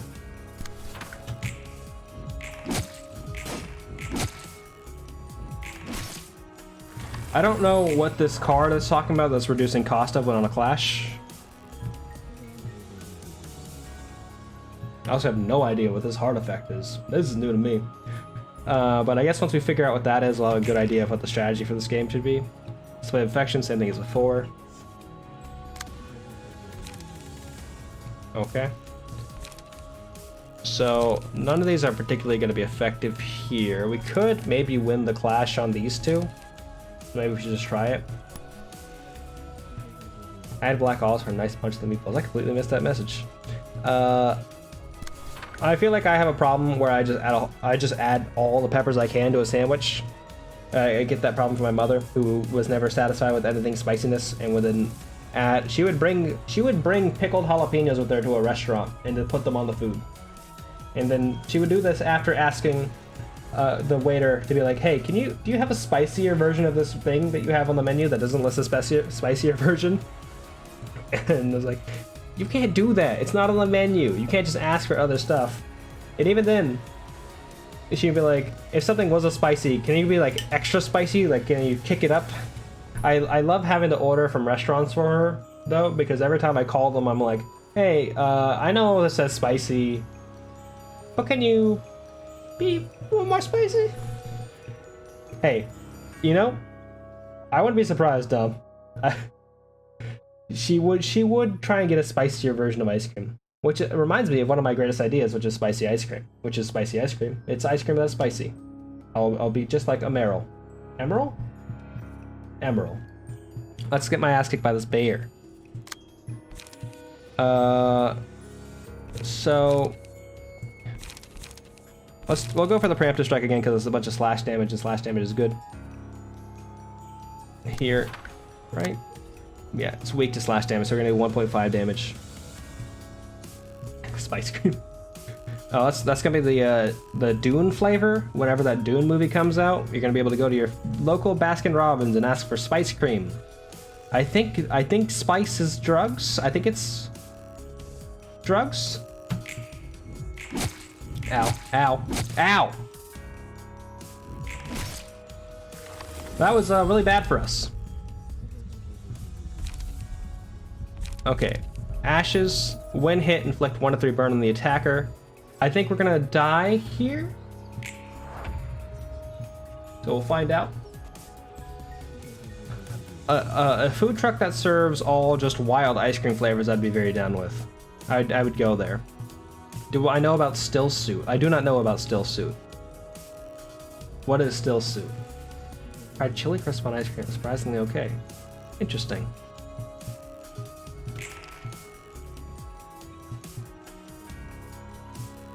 Because suggesting flavors, knowing about how the Still Suits is a choice. I didn't hit a fucking button. I'm an idiot. I thought I'd... It's a practice run. It'll be fine.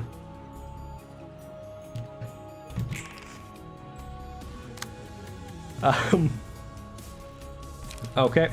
This person's gonna try and kick our ass again. 2 to 5, 3 to 4 on a clash when inflict 1 paralysis. Next scene. Not gonna help us necessarily. We're gonna go for commandeering here. We're also gonna go for not commandeering because we don't have enough money for it. Resources for it. Charge and cover. Pig's blood ice cream. Isn't that just blood pudding though? Ow. Max damage. Love to see that. So sort of what they wear and do and recycle all the water. It's why they have tubes in the nose and such. Body water flavored. So I read the first chapter of Dune, and I read the first chapter of Dune 8 times, and I never got past it. That's about the extent of my knowledge of Dune, and also the fact that I really like the title that they had, and everyone else is complaining about the title. No, Mealworm Crunch ice cream. I wouldn't try that. If someone had offered me to that, I'd be like, I'm a vegetarian. Please don't give this to me. Even though I think you can eat bugs as a vegetarian. It's probably fine. A lot of 30 out of 30 on hit stagger target. Why? Why is this an option? I'm gonna fucking get my ass kicked. I'm gonna die here. Vegan ice cream is really good. I've had this recipe for it's like red wine vegan ice cream, which is just red wine ice cream, but with like vegan base. That I've been wanting to make for a while now. I've just never had the opportunity to.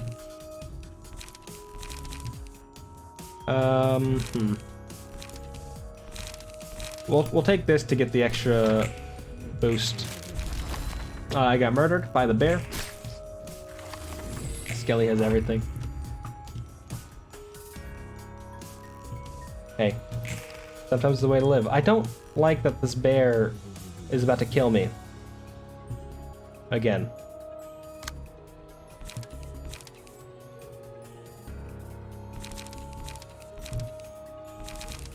Can I not die here? I don't think so.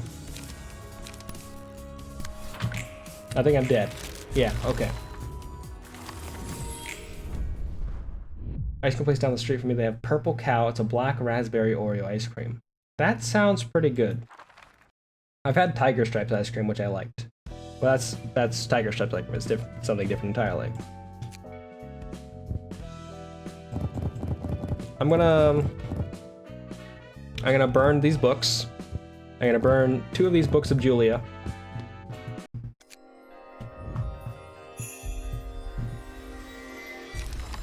The snap sound of this game really bothers me. I've heard in the Grand Pooh Bears vid as this intro sound effect. Yeah, you know, there was a podcast I used to listen to that had like some very specific sounds. They used the Giant Beastcast, I think, that used like some very specific sound libraries for like all their like intros and like all this stuff like that. And then I started hearing them in YouTube videos recently because I think the sound library they were using went on like sale for a while. So it just became a thing where like all these podcast songs I had listened to started showing up. It was kind of obnoxious. This person seems great. They are, however, weak to slash, which is the one thing I need, right? Are strong against slash. Guardian, your shield. Your shield again. Retaliate. That'd be good. I need cars that are 4 to 6s. Or something along that line. I can't lose clashes, essentially. Yeah, rest in peace, Giant Beastcats. I've not seen any of the Nextlander stuff.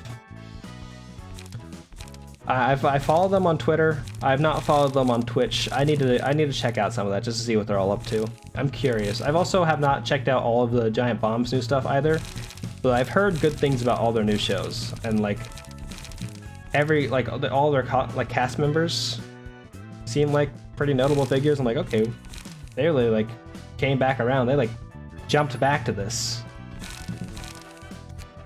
Okay, so these are all the same cards.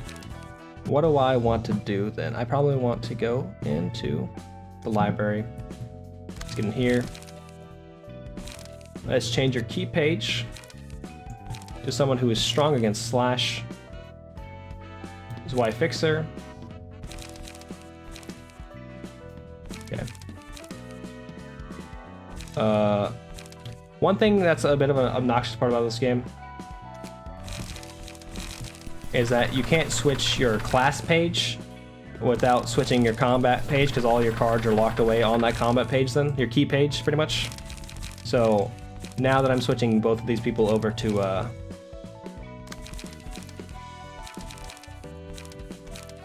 these-uns, it'll be easier, but still. Castle Super Beast is the one from there's an empty bookshelf button on the mini menu on the page. Oh, here it is. Appreciate it, PKTT. It's the Vice Video Games podcast. Very leftist, very good. Yeah, Austin Walker just announced he was leaving. He's writing something for, I think he's writing like a Star Wars book, or he already wrote a Star Wars book. He's working on something, or he's working on a video game. All those people who've been on the Giant Bomb staff have been popping around to everything, and I'm like, I don't even remember what they're doing. It's Pat and oh, you know how you have to click the key page twice.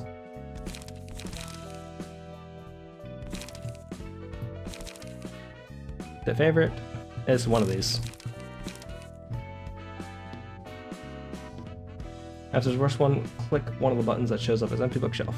Okay, that's good to know. I appreciate that. Bottom right is empty bookshelf. Yes, okay. Pat and Wooly. Yeah, I started watching. Lower left is something you haven't unlocked yet? How many more systems are in this game? You were a Star Wars wiki, now joining an unannounced studio working on an unannounced video game. He's got great taste in games. I'm excited to see what it is. There's a lot of stuff. I started playing a little bit off stream just to like see if I can get further into this game. And I got to the part where I hit Urban Legend and people were like, "Oh, Urban Legend's where the game gets hard." And I was like, "Okay." Then I guess I'll save that now. What can I do to beat up on this man? Is this still set to no.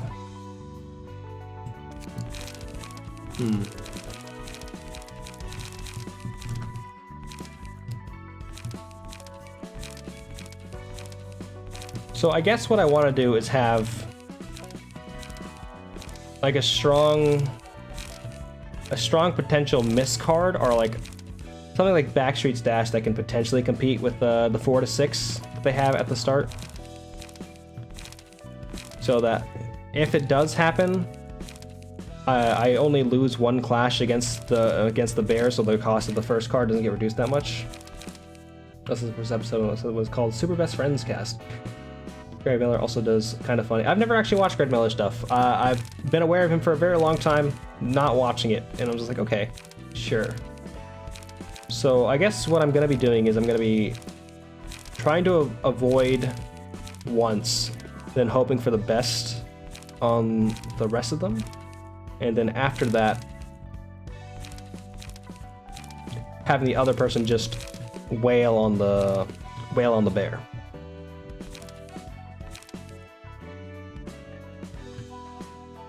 Love the stuff enough to be a patron. Hey, that's fair. I recently was like, I should probably just start. This would be silly. That'd be a bad choice. It'd be kind of funny though, YOLOing them. It is paralysis though, so it's not gonna be perfect. What is bleed, fragile, feeble? I think is. Do any of my cards have feeble? No. I'm trying to think of what would reduce dice rolls.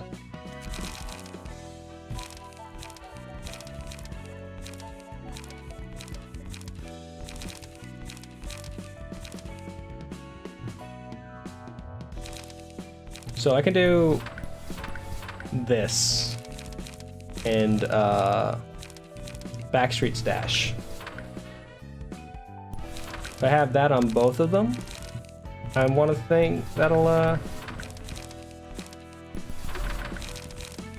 kind of help me against the bear's attacks, and then having just a normal like stagger thing. Get out of bed. Bad sleep last night. Just slammed some sleep gummies. Ooh. Wish you the best luck of going to sleep. Every time I try to take like some sort of sleep modifying drug, it doesn't help me at all. Thanks, Stop My Eyelid. I really appreciate it. Night night. I don't know anything about Fanbyte. I've been seeing a lot more like indie publication stuff. I think because I'm following B on Twitter from Gazebo Kids, and they've been like retweeting a bunch of like other like publications. I'm like, okay, I'll check these out. What are they all up to? Seems fun. I want big slash damage because I want to stagger. Mutilate would be good. Actually, yeah, mutilate seems perfect because it's going to recover HP at the same time, as well as doing a lot of stagger damage. This might be bad. I could have completely misread this entire combat scenario. We're going to find out. We'll find out together.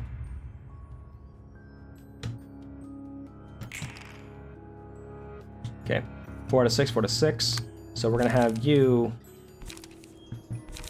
Backstreet's Dash this to try and beat the 1 and inflict 1 bleed. You have a lot more health though, that should be good. And we're gonna have you mutilate.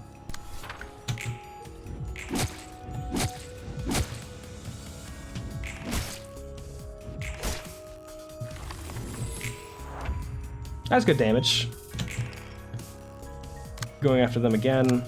We'll go for Backstreet Stash again. Try and dodge that and go for another Mutilate here. They got the stagger on that. It's not great for us, necessarily. What I really hope for is that they aren't going to kill this person this turn. And they aren't. They're going to go for dealing 1 damage.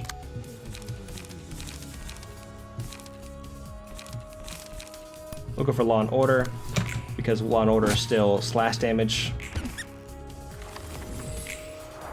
And he won the Clash, which is not great for us.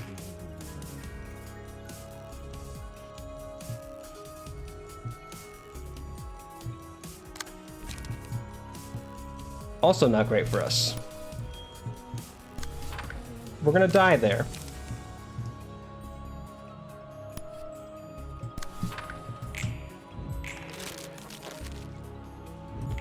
Or no, we didn't. We're still technically alive. We're just staggered.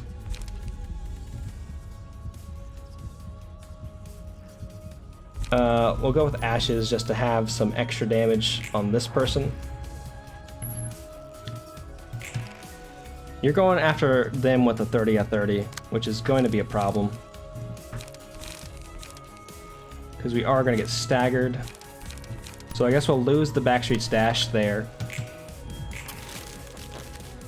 But we'll inflict the burn, which is good. They're going for that again, which is going to be a problem.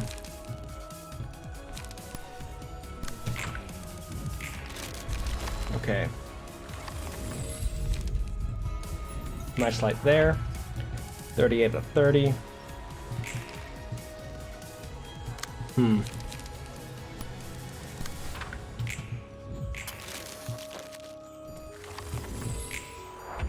I made a mistake at some point.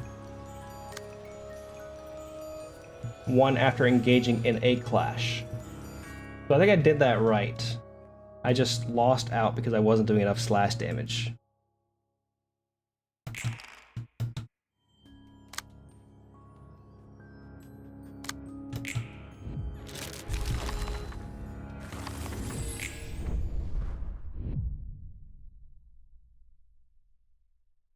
So maybe if we switched Backstreet's Dash to another slash card, or at least something that could probably process a little bit faster.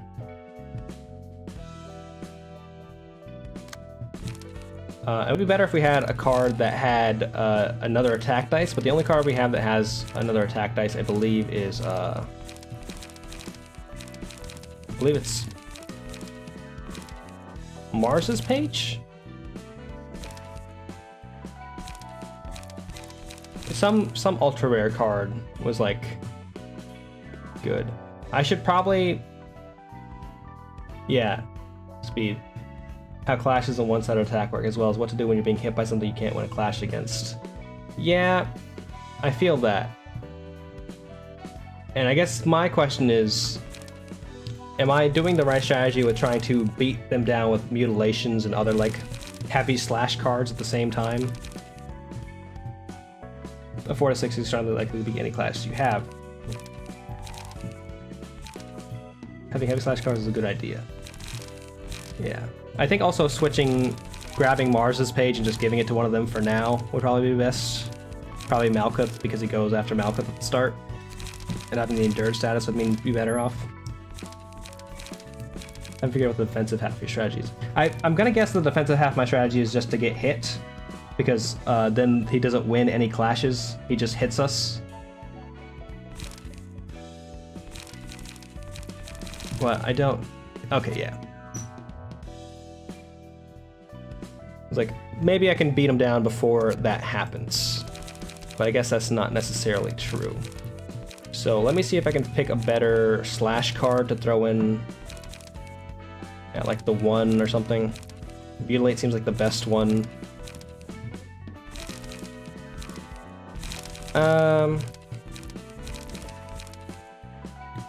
Chop it off 1, 3, 3, 3. I can cook anything. I can cook anything. What is bind? Wait. Its dangerous attack is pure slash. The Mars page is great here because endure slash. Yeah. One of the reasons I don't want to do it is because it just becomes a hassle to switch around these card effects. So if I go in here, empty the bookshelf on Mars's page, unequip it, and then equip it here, and then also go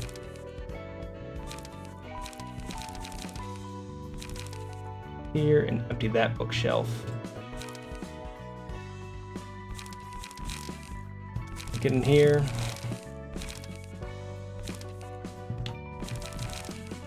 Switching pages around a lot. One of the things I was like, I don't know. But it seems like that's definitely gonna be the type of game this is. They put in Law and Orders, which I don't actually need. I should just grab any page with speed is gonna be unbeatably better. Oh yeah, just the extra dice just seems incredibly powerful, which is why I'm so happy to have it on that last character it was on.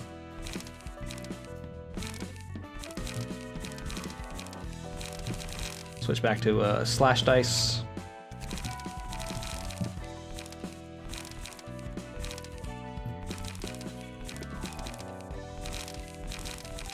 Grab mutilate.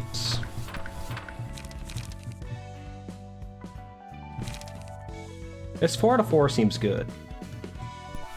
I can cook anything. I can cook anything.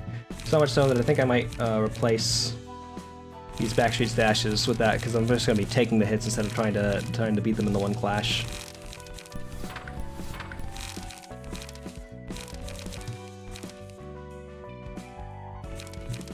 We'll have these be this, because I forgot what bind does, and we're gonna find out together.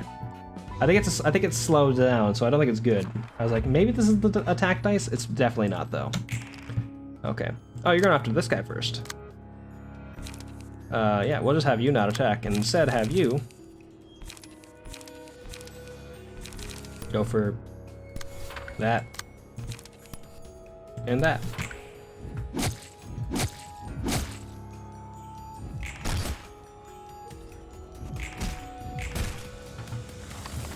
Good stuff. You love to see it. You're going after that one. So we'll have you mutilate. So it was recover HP. And now I think if you hit that card right there, I can attack you here and it won't be a problem. Because you're gonna do the one attack. It should be fine.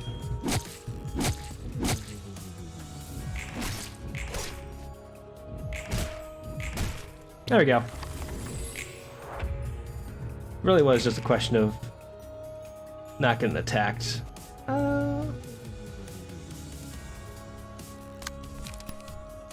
Hit him there. Mutilate again to recover HP. Oh. Well. That's why you have to be careful because unused defense types are retained after a clash. That's good to know. I did see that happen. I was like, ah, fuck. I beefed it at the last moment. After the card gets used. Okay. I wasn't aware of that. I thought defense dice only existed for the existence of that card, which now makes a lot more sense from all the other things I've seen happen in this game. We'll do this, because, you know... Oh. It's fine. It's always fine. We done did it. Suppression of Happy Teddy Bear complete. Hell yeah. Got a ton of books for you, Malkuth. By the way, I told you before that this is my third life, right? Yeah, you mentioned that. I wasn't exactly sure what you meant. Oh yeah, you've been thinking about your previous lives? By the way, I heard from Angela that this place is related to the Lobotomy Corporation somehow. Is that really true? That's a big sleeper hit. People love that game. It's not just related somehow. I was an AI in charge of the control team in Lobotomy Corporation. Oh, you're also AIs. That makes a lot more sense. As an artificial intelligence. Hold on a second. You're an AI? Just like Angela? Are all the librarians AIs? Sorry, my wording was a little off. I wasn't a real AI.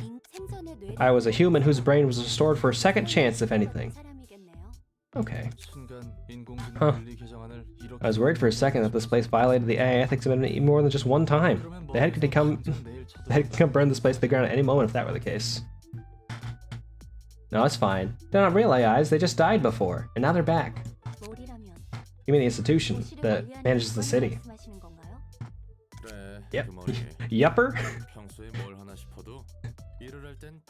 I want to see the conversation that happened in the translations office to be like, yeah, we're gonna have Roland drop down a yepper right here. He loves that. That's the kind of guy this dude is. They usually like to stay awfully quiet, but when they do have work, they're scarily thorough and quick about it. Or so I've heard, you know. You're so casual, aren't you? I thought we were having a serious conversation here. Oh, whoops. Sorry, I've gone through all this kinds of stuff, so my priorities tend to be a little bit unusual. It's not like I was trying to ignore what you were saying or anything, Malkuth. I'm sorry if it made you feel bad. You have a rather unique personality, Roland. It was all part of my survival strategy.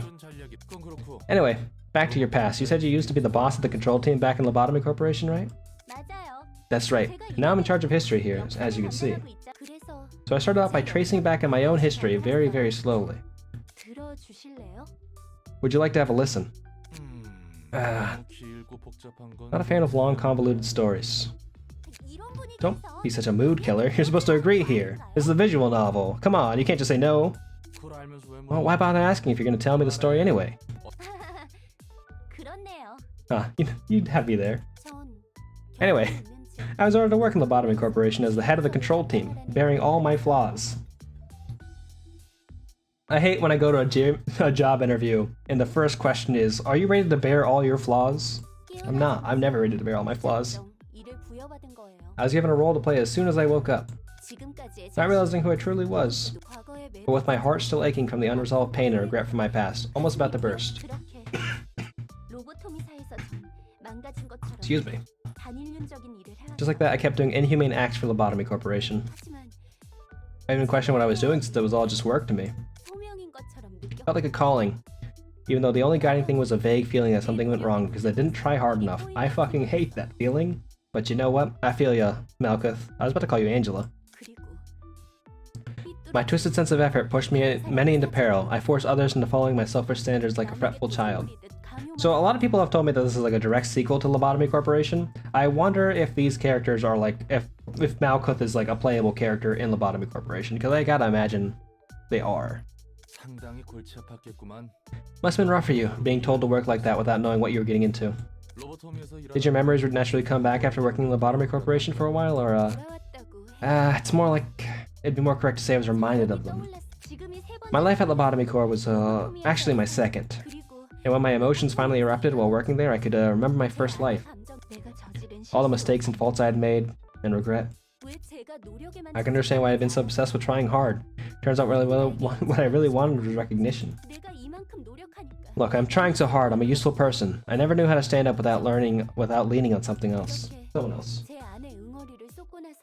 After I vented out all my emotions, the inner struggle that had been haunting me for so long finally dissolved. I found redemption for my first life during my second life.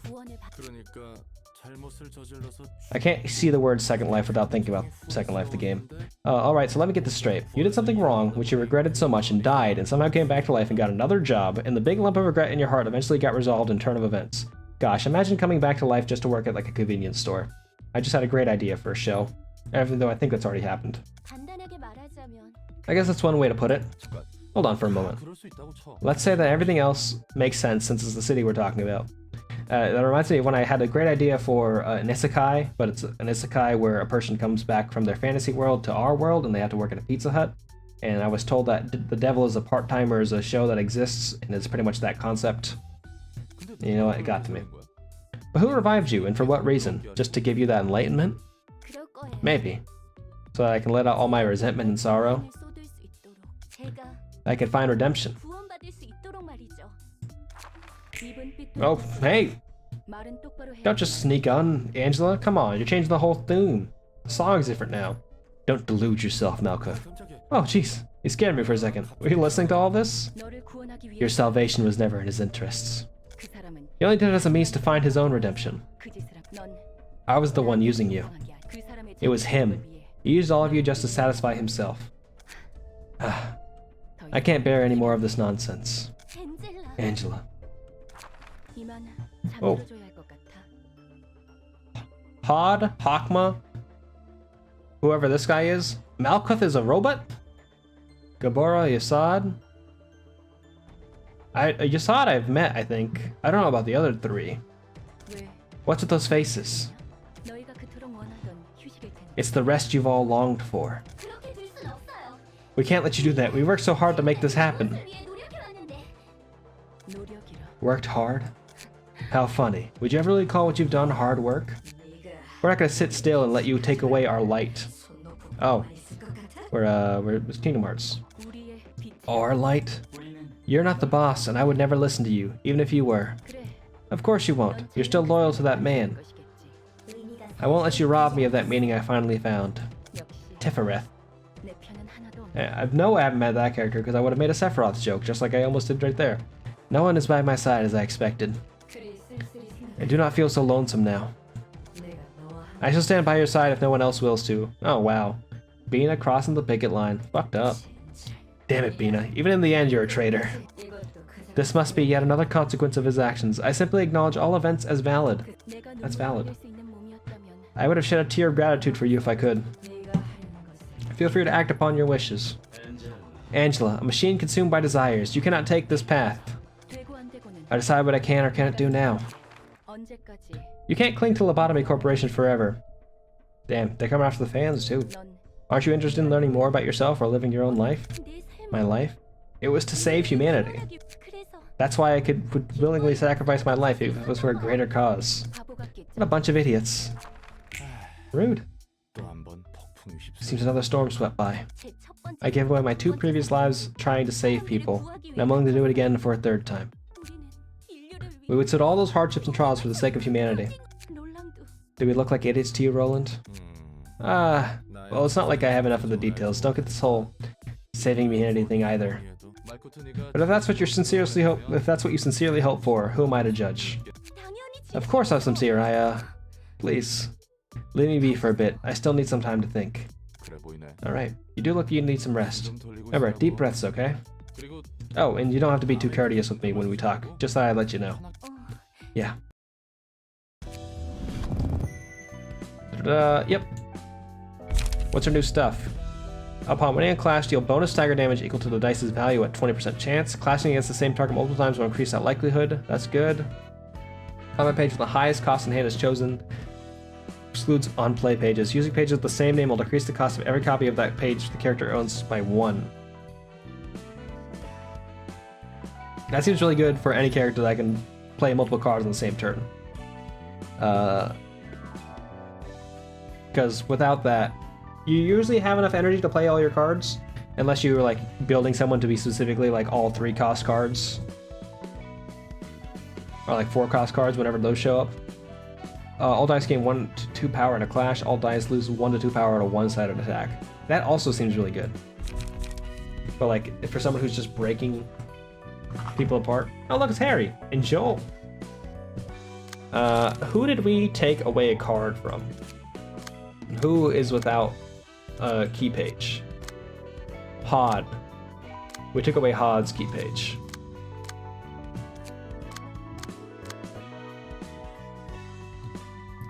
High members and super. Yeah.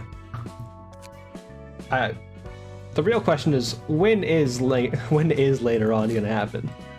Because as I saw, people have like 100 hours in this game. I'm like, okay, we'll just throw you on to that page for now. We'll also give Harry this Julia page because having the endurance status on Blunt would probably be good. People with 100 hours either got stuck or played at early access. Okay, that makes sense. I've been very concerned about how long this game is. Bought on release to beat the game in a bit under 70 hours. Okay, thank you. I looked up the times for howlongtobeat.com, which is not great. I play a lot of indie games, so I know like the times there aren't accurate usually. But they have like a general thing, and everyone on there is like 100 hours. I'm like, what are we doing? What's happening? So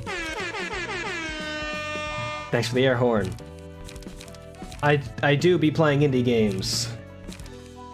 And people do be playing games for 120 hours. I don't think I need any of these cards for these two characters here. Instead, let's just grab some good cards.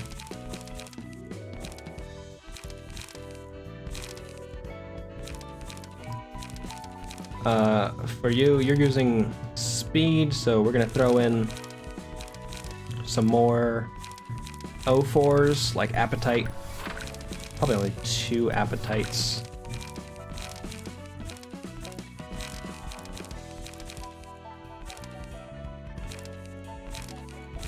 Maybe a Law and Order. We'll do 2 of those. We'll throw in some I like Endure. Endure is a good defensive option. Keep It Fresh also good, but I don't think I need that. Cruelty, Deflect. Takes my Flaming Pat. Strong, I think that's what I had on them earlier. Fence. On use.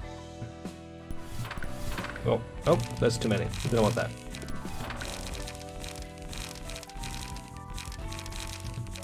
I like Wallop. I don't know if I want to pet Wallop there. Inflicting 1 paralysis next turn also seems good. So does I'll just stick with Overpower. Is there a better alternative to Law and Order though? I've never had the thought to use Charge Up. Like it seems like it'll be good later, but like right now it doesn't seem fantastic. Malka, a lot of stuff there. We'll have you be a little bit more top heavy, especially with the cards that you get here. That. Your shield. Clash when deal damage to the opponent. I need to switch it up so that Nightbot doesn't post all the things in a row. I think I have those timers too close to each other.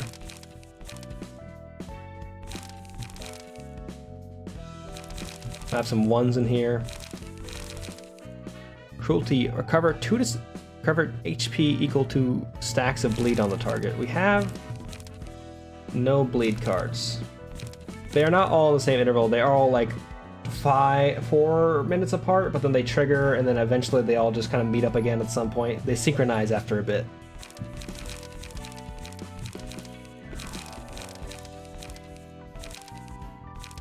Yeah.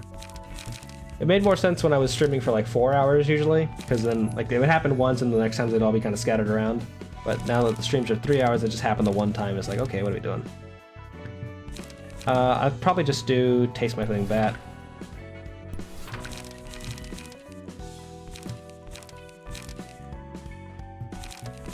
Here. Trim the ingredients. Paralysis seems good. Endure. Those out of Endure pages. Interesting. Just messing with your mind that I had planned on giving it a go, but life happened. No, I feel that 100%. Every so often, I'm just like, it's a lot of work. But then you're like, for me, a lot of it is like maintaining a schedule. Like the last week where I didn't stream, it was a lot of like, I had other things to do that would like keep my schedule going. And so like coming back to this, I was like, I was working on my thesis before, but I was like having trouble like kind of getting into like the flow of working on it because I just spent like 6 days not doing it. And then like just knowing that I had the stream coming up, I was like, okay, now that I know my stream's coming up, I can be like, okay, I got my time coming up, but that's just my little weird thing. Like just having that exist to be like, it incentivizes me to do work, but like I know Tiny Blue, it's more of like a thing, and then for me also it's like sometimes like, fuck, what am I doing? Oh yeah, strong stuff. Mostly, I'm excited to catch a stream. I watched the one stream when it happened, Scarlet Nexus. Fucking some great moments in that stream though. Absolutely great stuff. What card do I want to put here?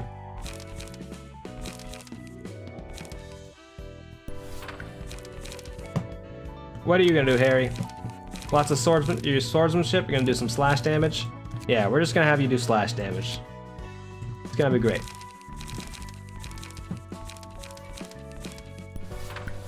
You're gonna with Law and Order, Harry.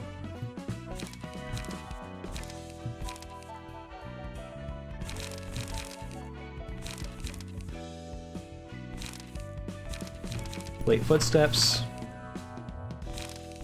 Fence.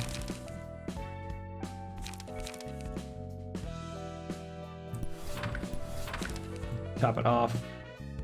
And then your shield. I'll take off the chop it offs for your shield. Your shield seems much better. Did choose one day a week to stream and going from there was. Oh yeah. 100%. I've had a schedule going since day one. I've definitely, you know, some people do better without a schedule. They just like stream when they have the time, and it makes sense for people who have that kind of lifestyle where like they don't know when they're gonna have free time to do something. For me, I need to like everything I have is like kind of in free flow where I can do it when I have the time for it. But because it all exists, like I will just slot things on top of each other, and I'll just constantly be working. So if I take something and have like a structured element to it, like I always am gonna do my streams at these times on these days. And like the other kind of like free-flowing elements can then exist relative to these more static moments. And Hod, you are also as wise swordsmanship. Let's give you a lot of the same stuff. Your shield. Try it up. The rest of these are going to be cheaper. Fleet footsteps. Prepared mind. Fleet footsteps, prepared mind.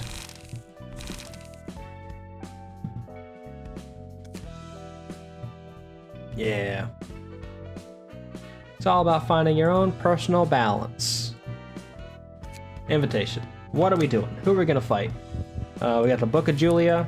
We got the Book of Sands. And we got the Y6 section. No, there's not this. What if I remove that and just those two? No. What we're trying to do is get this invitation to show up as red. Because right now it's yellow. And to get to the next story element, we have to have it be red. Like, if we do...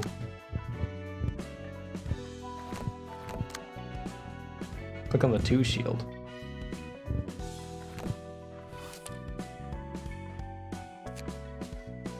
Book of Lulu, Book of Mars. Book of Lulu, Book of Mars. Book of Distortion.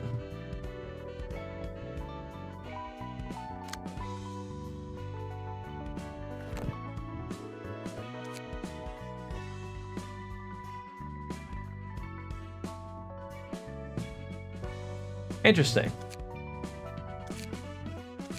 Huh. Why can't I do this one, though? Am I missing something? You just have to fill them in. 3 is the next fight. I thought I had to fucking guess. Oh my god. Wow. That makes things a lot easier. I don't have the Book of Distortion. I do have a Book of Distortion. There it is. What was... Book of Julia, Book of Sand, Book of Distortion. Ah!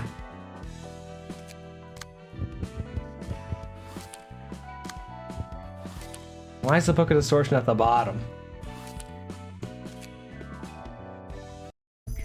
You also saw that with clicking on the things that ask for. That makes sense. I clicked through and I was on a menu. I was like, what's happening? What's going on? Let me go back to the thing I know. Yes, sir. I'm afraid Son and Julia couldn't make it back, requesting additional support. They got turned into books. Walter. Isadora. What do you think the purpose of the library is? Angela wrote the book. You don't get it from fights, but if you lose it, she'll write you a new copy anytime you beat a fight. Ooh. From the information we've gathered so far, it's the accumulation of knowledge. Accumulation of knowledge, you say. I do like that every single time you beat someone in a fight, it'll give you the character that you did not beat in that fight who got away, and then show you the next dude you're gonna have to fight after that. So we're gonna kill Isadora this time, and then Walter will show up. The library simply offers a deal. It has no influence on the outside world. It only rewards or punishes those who have entered. The winner can get the books they want, and the loser becomes the book that the library wants. Any linkage to the distortion phenomenon? That is unclear, sir. But my instinct suggests that this is related to the phenomenon somehow. And why's that? Invitation to the library, its books, and the beings called librarians that reside there. All the elements of the library are similar to what we've seen of the distortion. Common feature is that it's impossible to observe them for analysis of their constituents or components. We cannot carry out a comparative analysis because of this, but this inability to observe itself can be considered a common trait. It's not like you have to make such baseless claims, is it? Section 6 will not need needlessly obsess over the library. There's simply too much uncertainty for us to recklessly jump into the case. This is why Association gets hundreds of requests every day. A fair number of them are all allocated to us at Section 6. I am sure you understand your claims are not compelling enough to make us give up all these requests in favor of the library. I'm aware, sir. And yet here you are, requesting additional manpower for investigating the library. Are you sure you aren't simply using the alleged linkage as a distortion as an excuse to get your revenge on the library, or retrieve the books of your colleagues? Even as we speak, syndicates like the Carnival are chewing up people's guts out in the open, the likes of the musicians of Bremen are making modern art pieces out of innocent citizens. That's kind of fucked up. I would like to go to the Carnival if it wasn't so scary sounding. And then there are more insane individuals looming over the city now, and our duty is to protect our clients from such shade in the city, is it not? You're right, sir. Remember, the slogan of our association? Your shield, sir. Exactly. Our role is to be a trusty shield for our client. So don't put down that shield without good reason. Got it? You may leave now. Will do. Isadora. Yes? Did you happen to put this invitation in my drawer? No, sir. I haven't received any new invitations yet. The Dark Carnival, time to huggaloo some juggalos and talk about Jesus Christ. As the juggalos are wont to do. Jesus Christ and Fago. What are you going to be drinking on the cross? Nah, I might have gone too far there. What is the current risk level of the library? It's currently resisting at the urban legend class, but has been slowly rising with every new report. Now I see. The Book of Distortion, is it? They've been using irresistible bait like this to attract their victims, haven't they? Things rather smoothly thanks to your book. It's not something we get from any of the guests we've had so far. I simply offered them what they needed the most at the moment. I am better than anyone at understanding the situation at hand and coming up with an appropriate response. What are you drinking on the cross? Look at the year. They should, you know what? Fago and the Insane Clown Posse, they got together and they formed a powerful bond. Then the Insane Clown Posse got very religious, and I think Fago should commit. They should be making communion wine flavored Fago. And I'm dropping it there. That's what we'll serve on the food truck. It'll be there with the stuffed cardinals. For communion wine Fago is the official drink of Virginia. Precisely, ma'am. You surely did come up with a perfect solution to lure out the Zwei. Heck, if you can print out books right away, wouldn't it be nicer to just, like, make a whole lot of them ourselves? I can only write books about the things I know. I need more time to write another one too. Hey, writing books is hard, Angela. I feel you. Oh, I see. Can I ask for your publications from time to time, then? I am willing to cooperate, since you're doing your job as my assistant. Just don't pester me too much. Sure thing, ma'am. A mere servant just as what? I wouldn't dare commit such atrocity as bothering our Mistress Angela. Oh no. Do you think this will work out well? The director of a section in an association like the Zwei should be more than enough as our next step. The information he holds has got to be on a whole nother level from what we've collected so far. It's been quite a while since I worked in the field. You haven't had any field work in a while too, no? You're right, sir. If we can get this case resolved, we can finally get out of Section 6. It's nice to be finally collecting information about the distortion directly from the source instead of having to get my hands dirty engaging with those lowly syndicates. Neither of us should rot in Section 6 for the rest of our lives, wouldn't you agree? Yeah, it'd be great to not be there. We can have revenge for your colleagues, get a lead on the distortion phenomenon, and aim for a higher position, all at the same time. How fascinating is that? Everything seems to fall into place too conveniently. Greetings, dear guests. I am the... You must be Angela, director and librarian of your role's namesake, right? Ah, yeah, just as you said. I've seen reports about you, but is it true that you're a machine, not a human? Am I? Staying quiet won't hide it, girl. A machine must behave as a machine. We've had several people come up here and ask about her being a machine. So it like stops becoming like a story beat and being like more like the inquisitiveness about people about machines, which makes sense given what Roland had mentioned about the AI ethics thing and like how the existence of AIs has become like a legislated thing and like policed or like kind of restricted by the governance, and then that's why everyone cares about it so much. But at first it was a little strange. You made quite a huge deal out of your little library. It's rather troublesome to have a non-human like you cause a fuss this big, you know? Sir, I don't think we should provoke her any further. May you find your book in this place.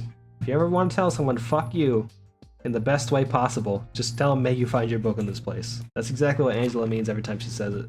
I'm gonna grab a new drink real fast, and I will be right back. It'll probably take me like maybe 5 seconds. But I'm still gonna put this over my camera.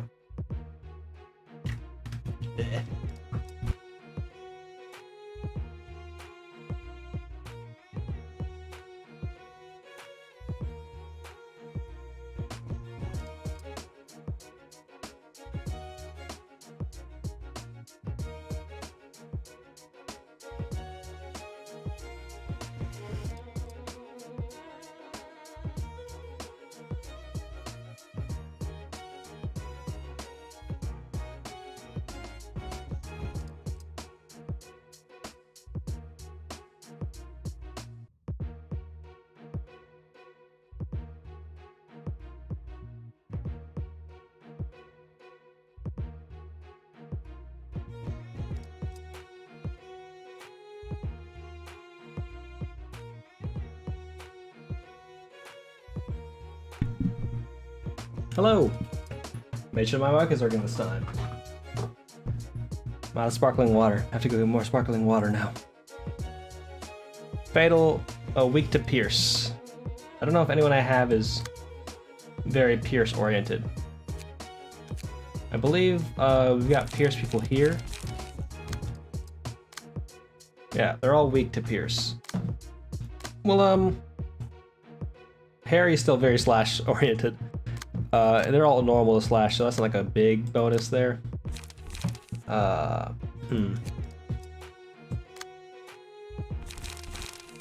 There's some pierce up here, but it's very top heavy.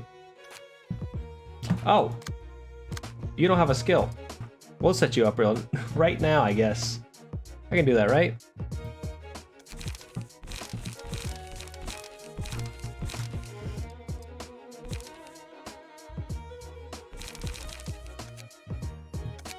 Just give me all your pierce cards. Appetite.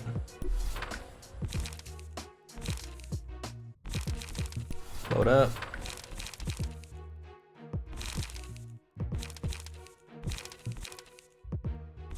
Going first. Overpower. And then fend this off if you can. There we go.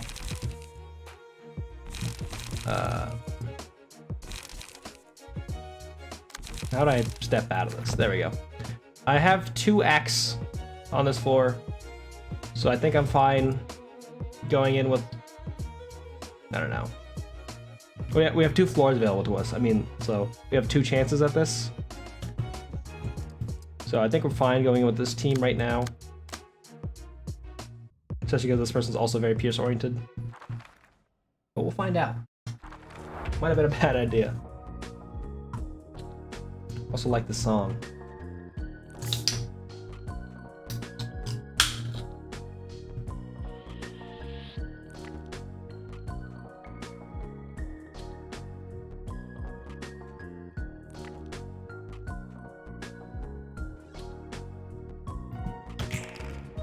Oh wow, we're fucked here. 553. 2435. 1 at 8, 2, 3, 1, 4. So I guess we're just gonna engage with this person first. 1 at 7. That will lose. We can definitely beat them on this one right here. We can beat that pierce, and then lose on the one after that with the overpower. But here, we have a pretty good chance of beating them each time. We'll go with that there. We'll have you engage here. 1 out of 8, 5 out of 6, 2 out of 3.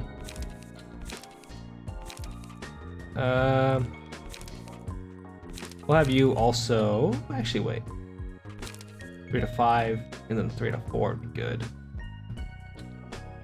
Oh yeah, the music in this game is fantastic, except I keep letting the emotion levels get, like, advanced on each other, so that, like, it switches to another, like, song. But I guess you spend a lot of time planning out your attack phases, so it's not, like, a huge problem. I just kind of wish there was an option to, like, not play certain tracks when you get to certain emotion levels.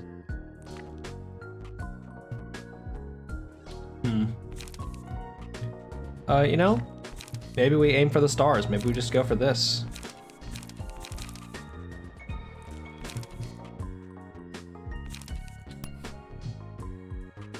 Flick 2 bleed.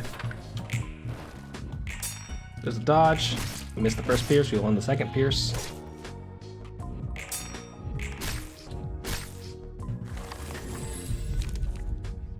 Deals 5 stagger damage to all enemies, all 5 cover, stagger, resist. That'd be pretty good. On a successful pierce attack, reduce the max stagger resist to target by 5%. Yeah, we'll do this on a you over here. Or, yeah, you. You have 2 pierce attacks on that. Negative attack, come help. What? 3 to 5, 5 to 5, 4 to 5.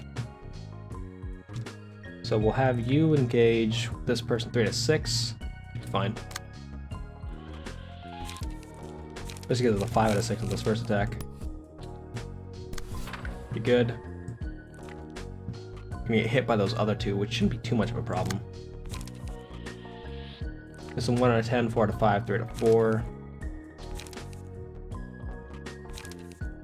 We'll lose on that one for sure.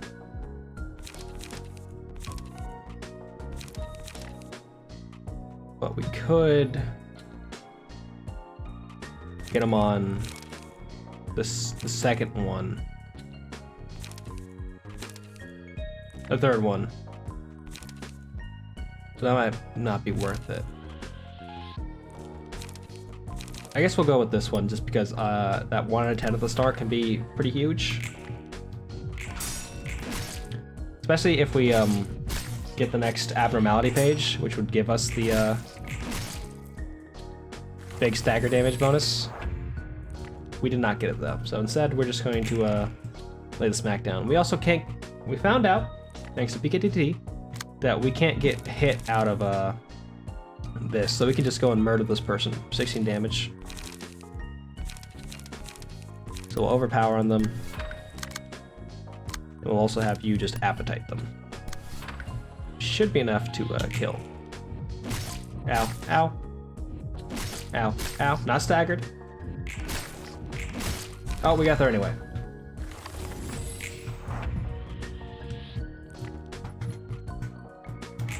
This is a bit of a problem though. That's a bit scary. Okay. 1 out of 10, 4 to 5. So that's not gonna be a huge deal. I only need to get rid of that 4 to 5 and 3 to 4 that happen.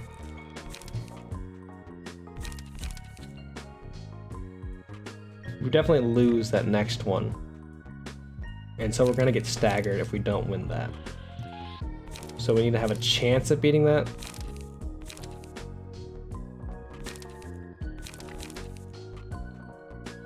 Which would involve having fend this off if you can, because we need to beat that first on Clash win. We need to beat their dodge. If we beat their dodge, then our Pierce breaks through and hits them there, and we'll still get staggered off the Pierce there on the third one. But it's what we got. Almost attacked. Would have not been great. 1 out of 6, 2 out of 3. That's not too bad. We'll probably just try and dodge and go for big hits. Maybe even just blow it up.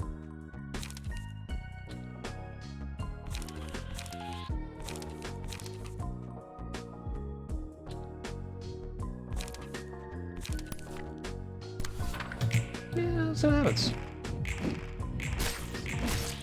Perfect. Love to see a stagger there. Like, they got my character staggered, but I got their character staggered.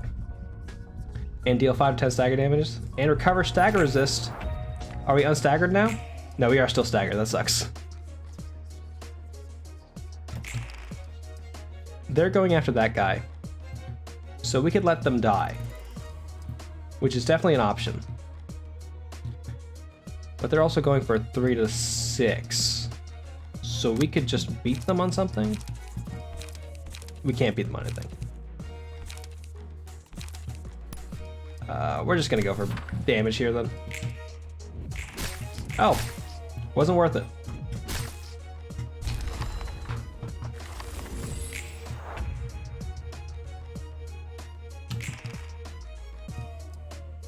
Two out of 4, 3 to 5, 1 out of 6, 2 out of 3.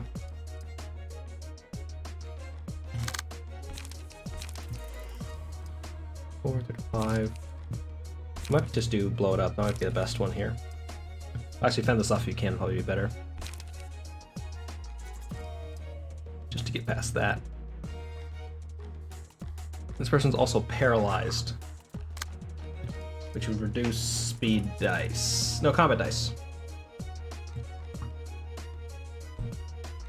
So we could definitely destroy them on that attack roll. So maybe we just fend this off if you can with this guy.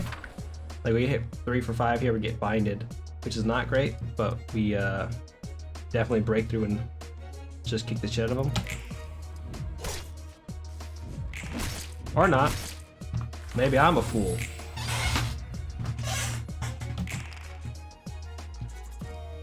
One out of 8, 2 out of 3, 1 out of 4. Same thing with 4. Yeah.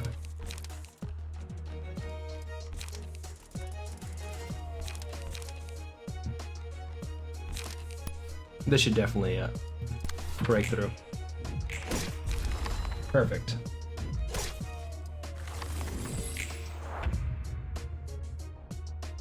This person's a lot of energy.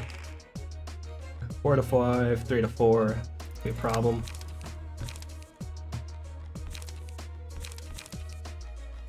Especially if they're just gonna dodge that first hit.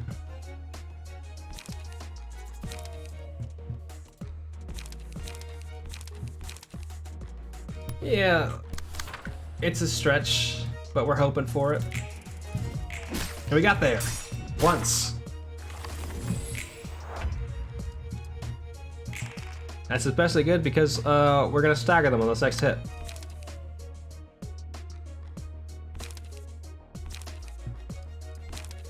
If we just hit them with an appetite. Then I'll stagger and we can use... or not. Clashed, interesting. 1 out of 8, 2 out of 3. I got too confident, you know, I got foolish. Have these go, we'll go for overpower. We'll go blow it up again.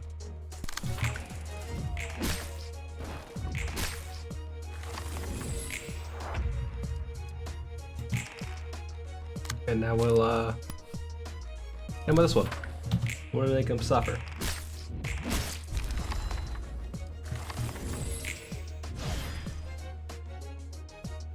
See, this is a song that plays once their thing gets ahead of ours. I don't like it that much. I kind of like the normal music that plays. Walter, speed 4, and defensive dice power +1. That is fantastic. Isadora is also very strong. We're gonna switch over to Malkuth's page. I think this person has endurance to slash.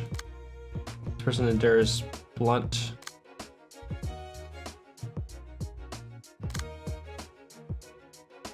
Excuse me. They're all weak to pierce. And we have some pierce over here, so we're just gonna stick with this, you know?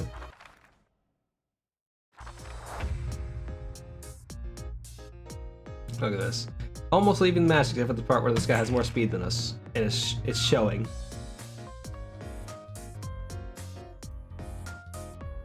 So we can catch this guy before he gets up. Oh yeah. All the songs are bops.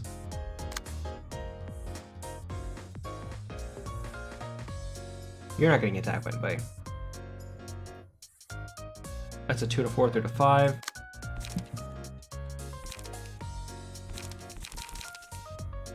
We could try and beat that on that.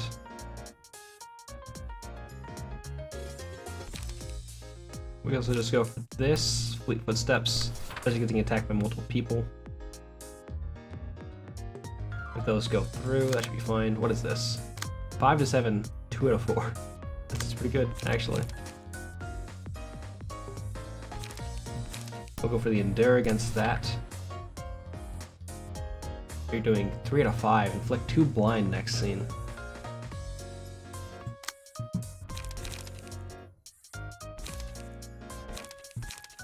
We'll go for Appetite there. And then you're free to attack whoever you want to. And can you... Who is... Anyone have any weakness to Slash? No, the rest of you are normal against Slash, so we're gonna go for having, well... This guy's weak to Blunt. And he has his 1 defense dice get spent up. So we can send him for 3 here, or 2 out of 6. To really just get into his stagger meter there. We'll go for this one. We'll try and get more stagger out of him.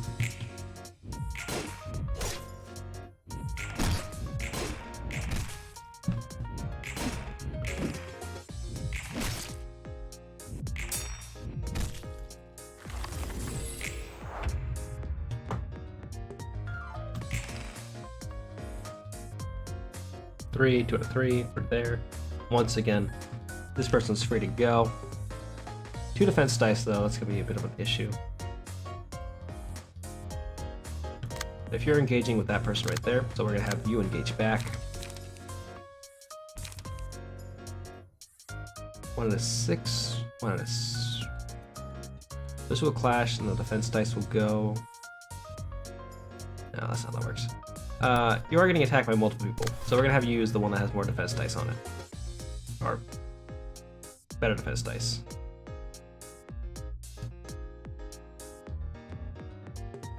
Two Pierce on that though. It's a bit of a fiasco.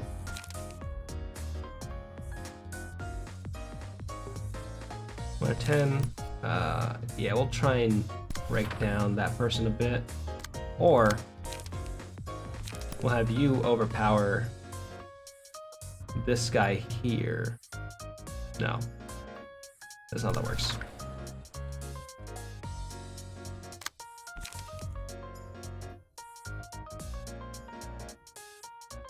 To win that clash would be a problem. But we can interrupt this, actually.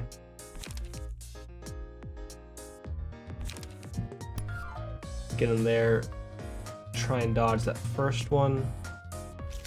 Or endure. Endure's probably better.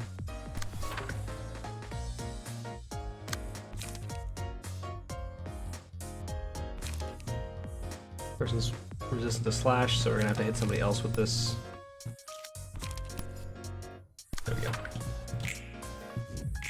It's not a great strategy, but it's a strategy nonetheless, and that's what matters.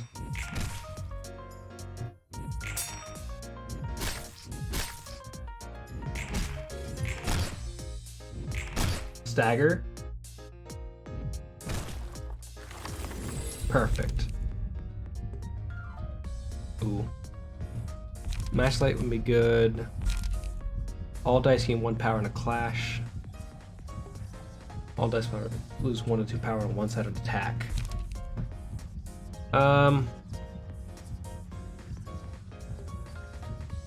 We'll take Ashes. Ashes is just good. We'll throw that on Malkuth, because Malkuth has a lot of defense with the slash endurance that they have.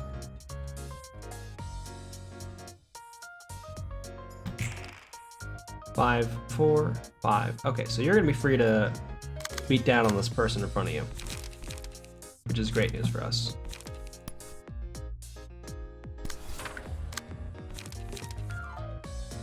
Five to 4, 5 to 4. Yeah, this should be fine. We're just gonna have you really just get in there and guarantee that kill. That's 4, 8 for sure. It's 12 for sure. 18 for sure. We need to do 21 damage. We should kill them. I'm gonna take the risk to be like not getting guaranteed kill on that in order to try and beat out this dude here to hopefully stagger him on the next turn.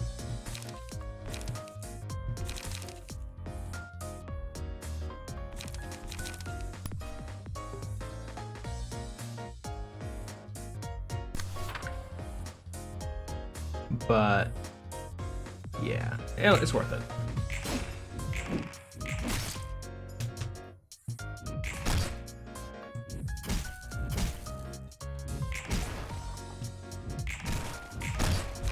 Perfect. Nostalgia embraces the oldie. Upon winning a clash, deal bonus stagger damage equals the dice's value at 20% chance. Happy memories. Yeah. We'll take this one for now.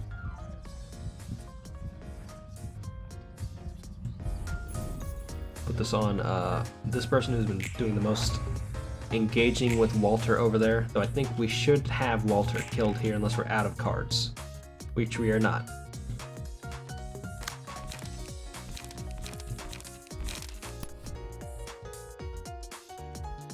That's 8 damage for sure, guaranteed, on 16 health. This is 10, this is 14 damage for sure. So what we can do is have them overpower and attack there. Then have you finish off Walter for sure. We'll have you engage with this person because they're trying to attack you, and we can use that as an opportunity to try and win that combat.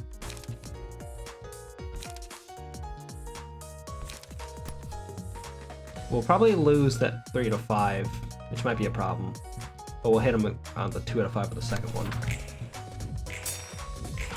We clashed. Perfect. That's the kill. Yeah. Turn the man into books. Oh, this gonna be easy.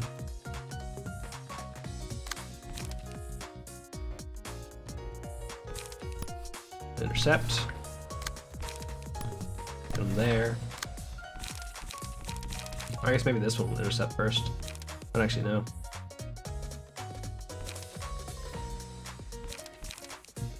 Anyhow, we'll get with that one. Then over here, just not blunt damage. Because they're endure blunt stagger damage. They should be good. They should be donezo.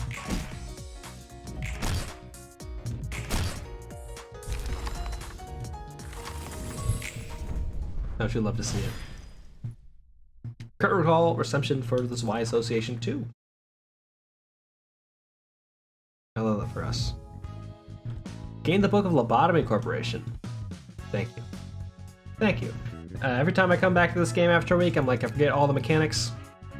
And then I'm like, well, I won the fight, but I don't know if I remember any of the mechanics. We got 3 books of Walter, or 4 books of Walter, which is good, and 3 books of Isadora. Thank you for the 1-bit AOL, I really appreciate it. So, I was looking to see if I could get it to be a random effect, because I've had the sound that's been playing in my head for like the past 5 days has been the item sound from Mario Kart, like when you hit the item box, the da-da-da-da, da-da-da-da, da-da-da-da, and then the dun-dun-dun-dun. I was like, I should have it so when someone spends 1 bit, it'll play a random sound, but it'll play that sound beforehand. It would become a nightmare because then people would be encouraged to spend 1 bit all the time. But I think it'd be fun.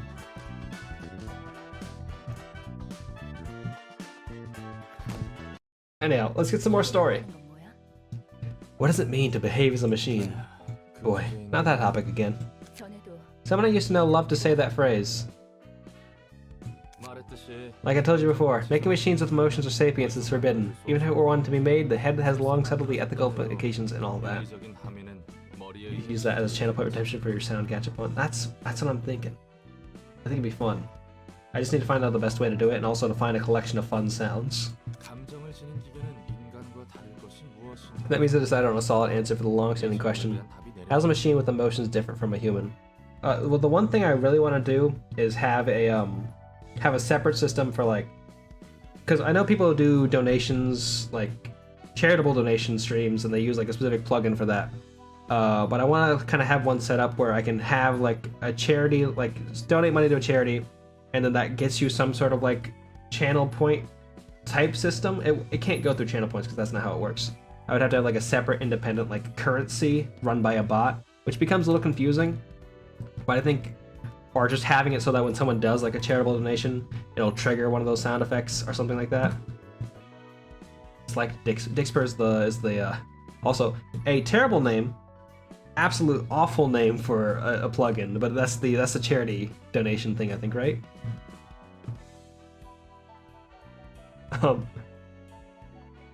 But I think that'd be fun. I think once I have more time, I'm gonna have some time after I submit the next rough draft of my thesis, after like everyone else to read it for like a month and tell me what went wrong, how I messed up, and all the bad things about it, for me to fix it. I think I'll have time to do that. But we'll also see what I have to do at work, because I also have a job. And sometimes I'm like, oh gosh, I should be doing some of my job work right now.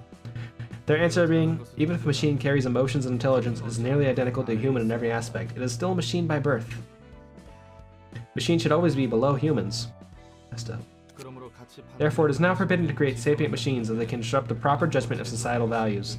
Furthermore, all existing sapient machines may be subject to termination regardless of ownership. Just like that Will Smith movie, I, Robot. Or Will Smith's I, Robot. In short, machines are machines and humans are machines. Machines exist solely to serve humans, is what we're saying. Or Robin Williams' Mr. Roboto. Does anyone remember that movie? Is it just me? That's a weird thing. That's the mindset people in the city decided to have. It's... Where would human brains stuffed in heaps of scrap metal belong? Those are still technically counted as humans. Some might consider them defiled, and others might look down on them, but the brains themselves are natural. Oh, hell yes. I feel like every time I mention some sort of cursed piece of history, some cursed bit of media, AOL is always like, fuck yes, I love that. I had 4 copies of it on DVD. I went to an art show that was directed and centered around Mr. Roboto. Or the Ice-T Snowman. The Ness Brisk Ice-T Snowman commercials, where the person would be walking around as a snowman being a menace, and they would take a big swig of Ness iced tea and the snowman would melt and you would see the human underneath. You get what I'm saying? What about an electronic copy of a human brain? A downloadable human brain? That would be a machine, since it's not born human. To be frank, I don't really get these standards either. The brisk snowman was terrifying. It seemed angry. He seemed like he wanted to attack you, and it was uncomfortable. I guess birth rate matters to them the most. It's a defensive reaction born of the urge to preserve humanity as a species. That's unfair. It is a little fucked up, Angela, I agree with you. Nothing is ever fair in this world. You're right. It seems everyone lives with a share of unfairness they must bear. Now you're talking like a city dweller. Oh. Ooh. Secret mission. Let's, burn 2 books of Walter and 2 books of Isadora. This is gonna be the, Oh, please don't joke about the iRobot this Christmas. Paul F. Tompkins! Back again. I was like, that's gonna be a link to, the brisk iced tea commercials. I was wrong. But I thought it was. We got all of those Y Fixer pages. So we're just gonna burn these 2 to hope to get Walter's page. Which I'd be very into. I would love to get that.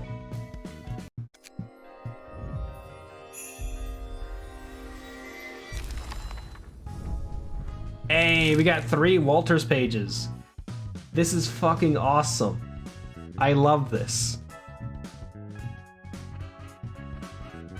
Isadora page, fine. It's not Walter pages. Those are so good. I'm so happy.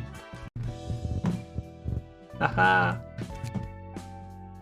Walter White, truly. If Walter White wielded his Y-hander and worked as a cryptid man, I'm cooking up cryptids in my minivan. Not minivan. My trailer. He works with Mothman He's eventually killed by Bigfoot or something. I've never seen Breaking Bad. Who was Yasad? Yasad is this guy. I am 100% fine with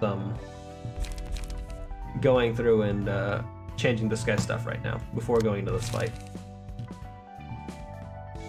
Go to key pages. Where are you right now? The Butcher Man. Here's Bistro. Jack's Picks, this one. We empty the bookshelf here.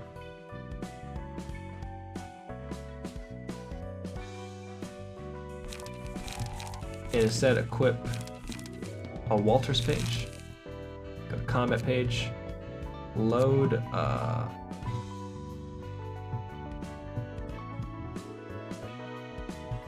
it was this one. This was his deck. This little casual mutilation is a treat. Everyone else is like Hod 1, Piausi 1, Malkuth 1, and then his is just a little casual mutilation as a treat. For me. I have to check out that video at some point. Because I was about to say, like, oh, if there's nothing to do here, I might just go watch a bunch of brisk iced tea commercials before ending the stream. Like, that sounds like fun, right? Isadora / stagger damage +1. Sure, we'll just first off, what is your current card, Isadora? Let me scroll down here and try and find out where your face is. Backstreet Bookers, page 1. No. No. No. This one. The one that's highlighted.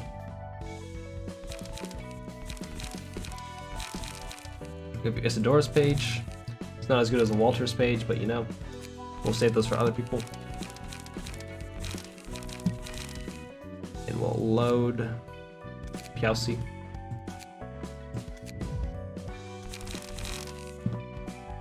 And now let's go fight Thisson. All around helper.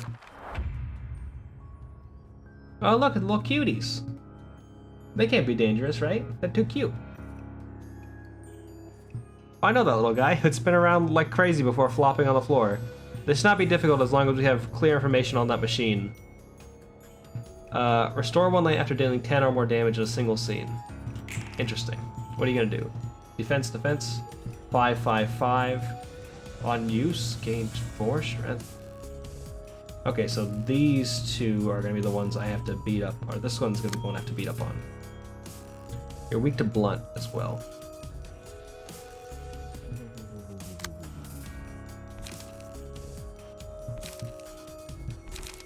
So, get this off you if you can. I will say this person is not built to attack with 2 dice because all their cards are super expensive. So that'll be a problem. But we can wallop you, and that's going to do some serious damage.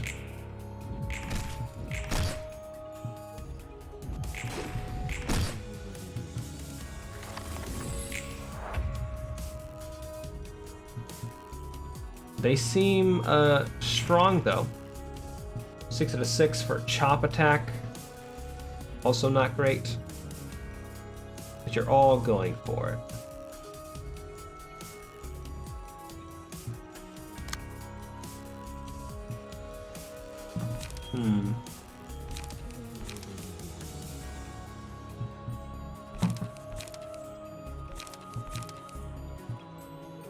What are we gonna do about this?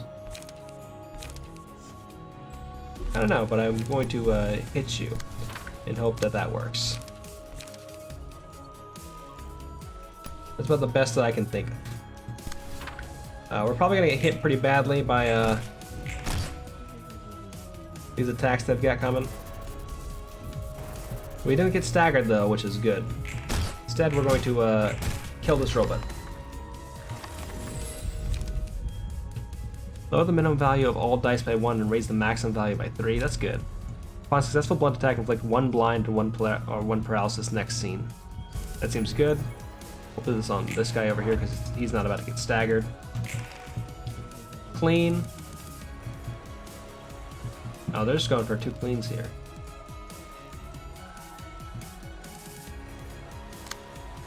I can't stop them from getting these attacks in. So I can just try and dodge one and hope for the best, so I don't die.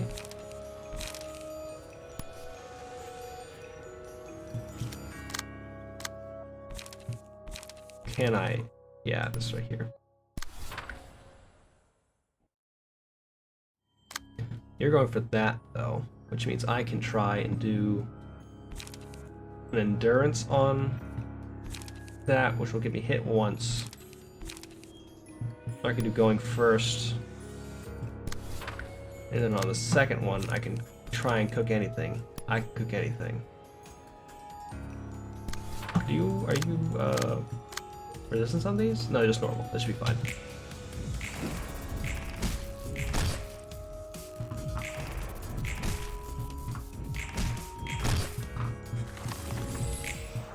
Love to see that. And by love to see that, I mean, it's fine. We can do better. Okay, I want to interrupt them before they break through and hit her. So I want to come in here. Oh wait, I have only one light, so we're definitely gonna get hit. What I can do is interrupt that person's attack, and then have them go and stagger break this person. At least attempt to. Oh wait, no. Because you're just gonna defend. So what I should do instead is the exact same thing, because I have no other cards to play. I'll probably just not spend a card on this person and then just have you try and wallop them. Try and break through.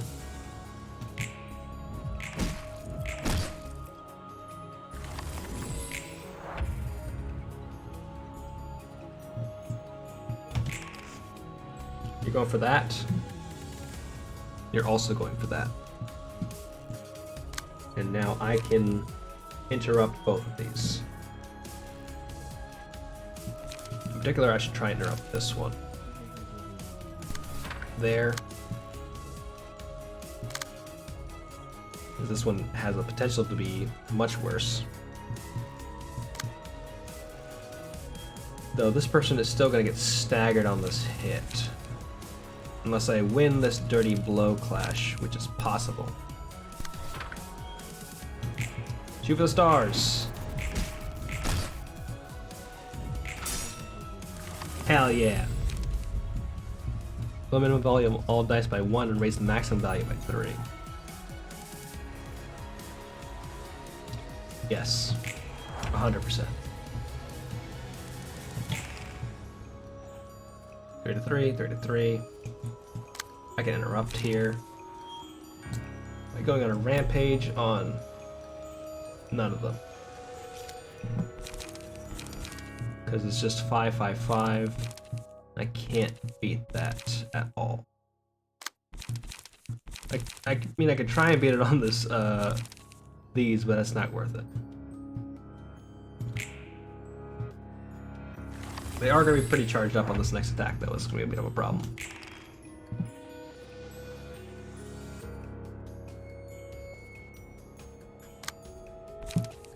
Six for 6. 3 for 6. 3 for 7 is a better chance.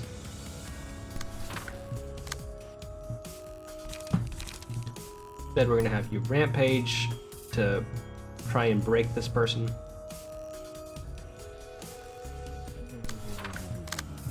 And then we'll also just have you try and kill him after the stagger.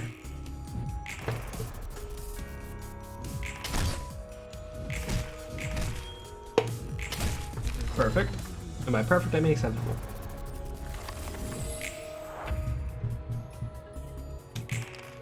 One, fine. I'm alright with that. Especially because it's just blocks. So we'll hit him with this. And that should do pretty well against those two. And I guess we should get the damage we can there.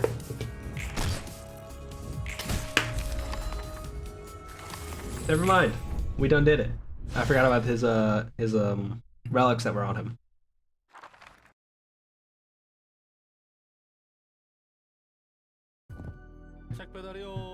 Your book delivery is here. I got my clothes in advance this time too. Oh, greetings, Angela's lapdog. He doesn't like us. Come on, sell it out with that? The books you brought me last time are interesting, to say the least. I learned that the technologies employed in the backstreets were interwoven in a disorderly manner. It happens, you know? Sometimes you gotta live with that.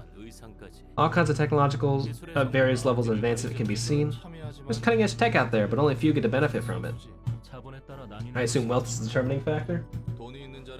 We're in the era where rich people don't have to worry about disease. We have all sorts of cures now, too. Granted, do you have the cash to buy them?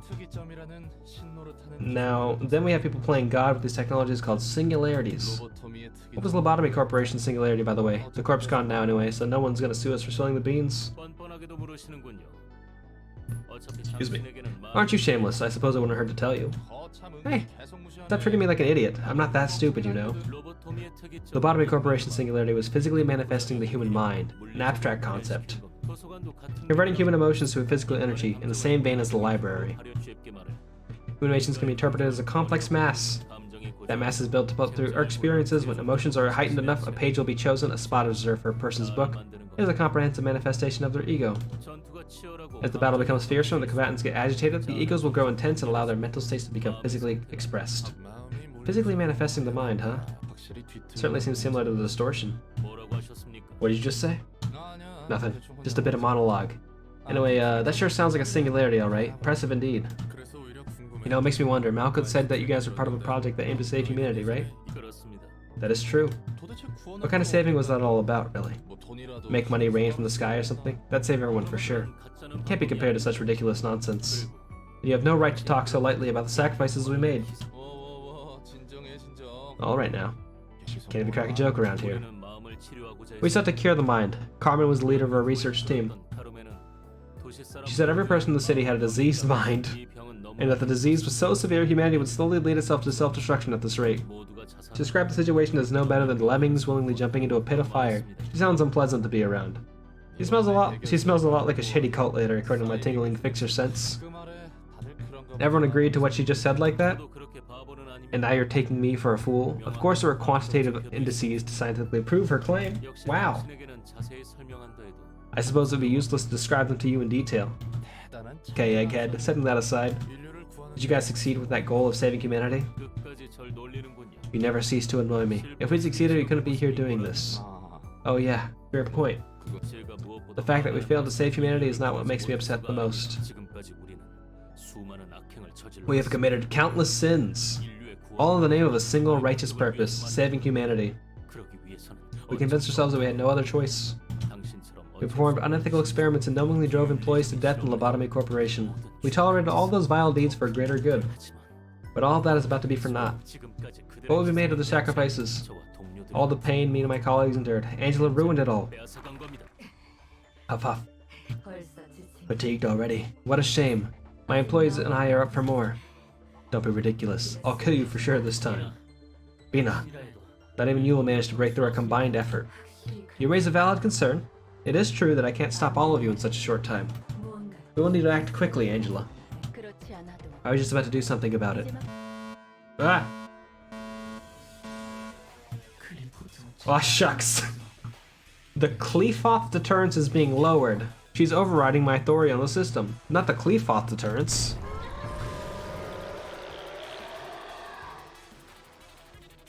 Okay.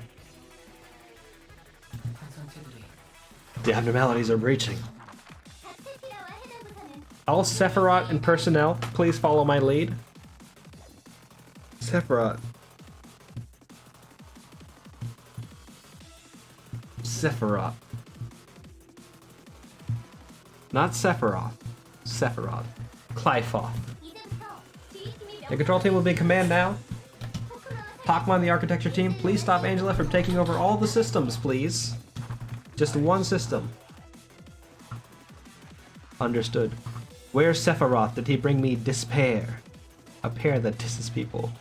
It's not a multicolored pear that is weirdly wacky and somewhat problematic at the same time.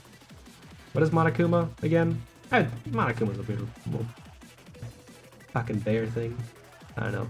Sephiroth is also the name of a boss from Final Fantasy XIV. But also that boss from Final Fantasy XIV's music is pretty much just that Power Man 5000 song, When Worlds Collide. It's literally just the same song. You think about it. If you listen to the two of them side by side, you're like, this is fucking weird. Even the singer of the fucking Power Man 5000 tweeted out like, yeah, this is the exact same thing, man. What are you doing? Gabur and the disciplinary team, please keep Ruina at bay. You bet. Leave this to me. Pod on the training team, provide the employees with the right manual information. Attention to all employees, this is a Type X emergency protocol. Please act accordingly to the following instructions. NetSack and the safety team, please focus on treating the wounded. Alright, I'll try and take care of them as quickly as I can. Yasada and the information team, please identify the weaknesses of the escaping abnormalities right away. I will analyze all of them with the utmost precision. Chisada and the welfare team, please work on restoring the Clyfoth deterrence as soon as possible. Will do. This one's my fault after all. No time to feel guilty, Chesed. Tefereth and the central command team, Tefereth and Sephiroth. Tefereth and Sephiroth, please support everyone with your resourcefulness. With your resourcefulness?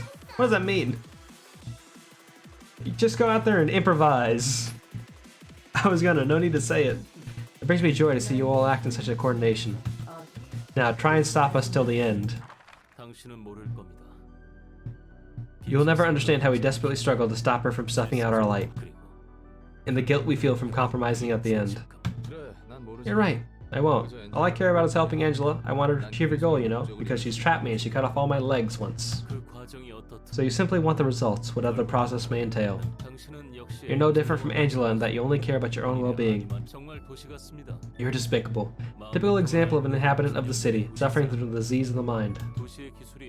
You use technologies the city has to offer you for your immediate convenience, not knowing or caring about the sacrifices those technologies are built upon.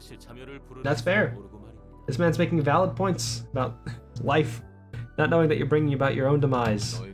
Oh, so that's this whole disease mind thing was about. I should value the process more than the result. Ha, you were a bunch of dreamers and snobs all along. I bet you're from one of the nests. Look, I know better than I know about the price of those technologies and singularities. Disease mind my ass. Diseased ass my mind. And your point about people using singularities without knowing how they really work. Sometimes you say something, you're like, man, that was really stupid, but it might be the best thing I've ever said. That was one of those times. That's because they literally have no other option. The corporates have concealed so much that consumers eventually gave up inquiring. Because they're tired. They're already too busy sustaining their everyday life. It appears that I'm not getting through to you. Oh, what a coincidence. I was thinking the same thing, too. No matter what you say, I do not want to turn a blind eye to this reality nor conform to it. Hell yeah. The librarian has a maximum light at the start of a turn, gain 1 to 2 haste and deal +2 to 7 damage with attacks that scene. After every 3 clash wins, restore 1 light and gain 1 to 2 haste next scene. Offensive dice gain 1 power against enemies with slower speed, +1 power per point defense. So, each of the floors has powers relative, has a strategy built upon these abnormalities you can pull out. But it's a bit of a fiasco getting it all together. What's the next invitation? Oh, there's 2 options here. What are we doing?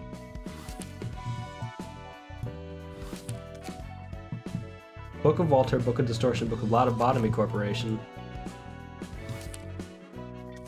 Book of Walter Zwei, Section 6. It was easier.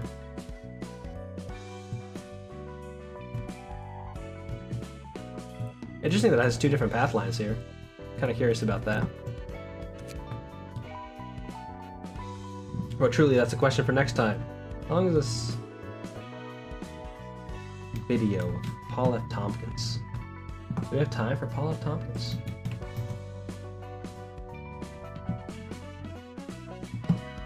Also, let me look up the Brisk Iced Tea Snowman commercial.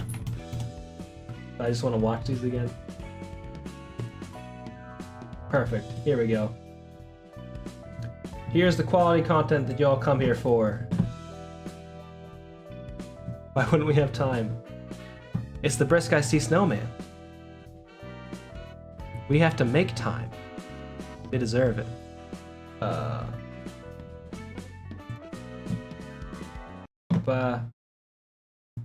Hit it!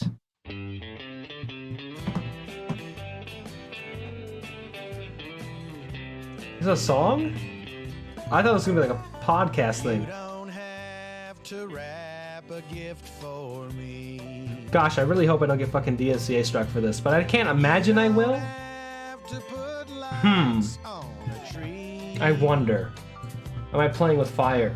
Well, I guess playing with Snowman. I thought you will.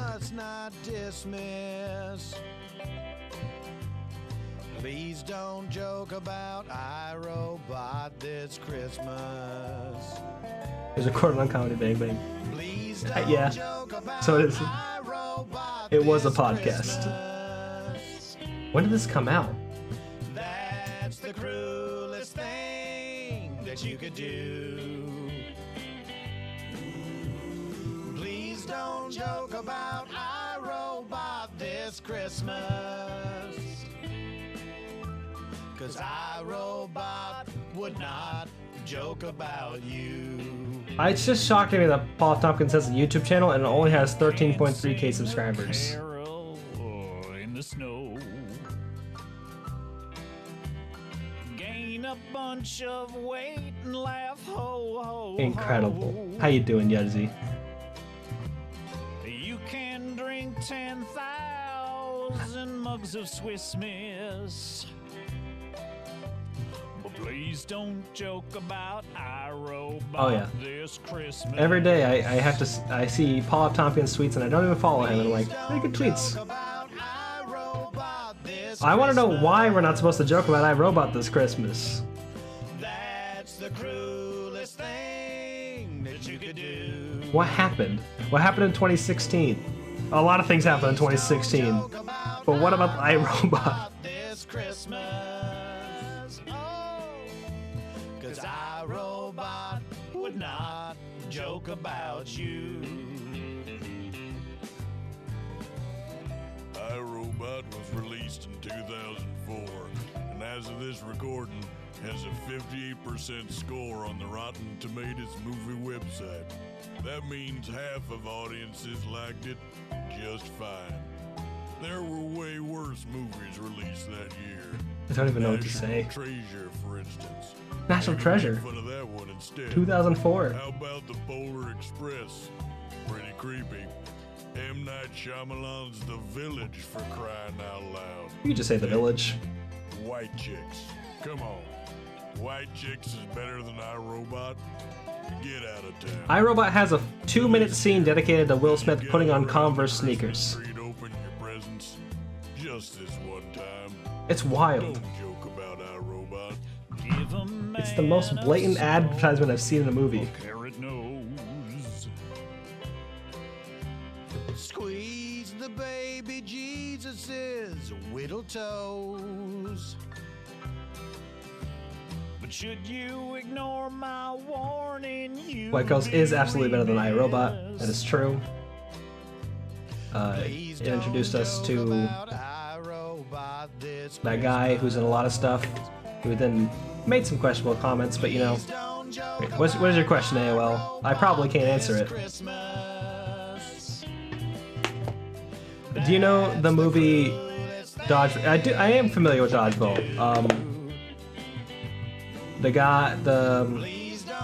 Vince Vaughn, the guy, Ben Stiller, yes.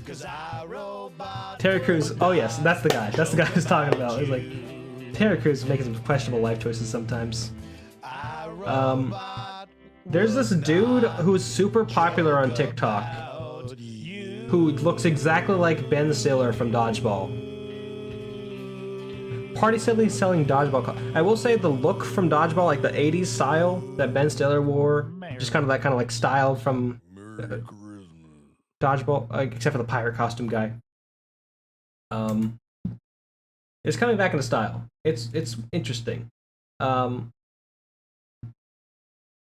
Excuse me. But I don't know. It begs a lot of questions. Though the dude on TikTok who's super popular that I see all the time and just looks like Ben Stiller from Dodgeball, I'm like, this guy looks like a corny movie villain. What are we doing? Why is this popular? I'm so confused. Anyhow, speaking of things that are popular and is very confusing to me, pirate costume guy. You mean Alan? Yes, I do. The dude from Firefly and other things. He's a famous guy, but I don't remember his name, and I remember that he wore a pirate costume. Did I realize that was Alan Tudyk? Like for 5 years after having watched Dodgeball? No. Did I watch Dodgeball again on TBS and be like, is that the dude from Firefly? Huh. Weird. Let me distract from this. Oh yeah, this is when commercials were just super horny all the time.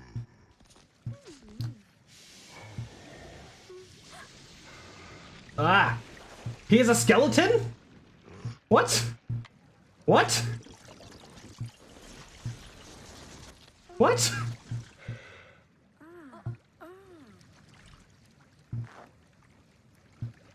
He's terrifying. He turned into a literal monster. I don't remember him being a skeleton. I remember him being I thought he melted into a human being. Not the insides of a human being. He's making monster noises while he's walking around.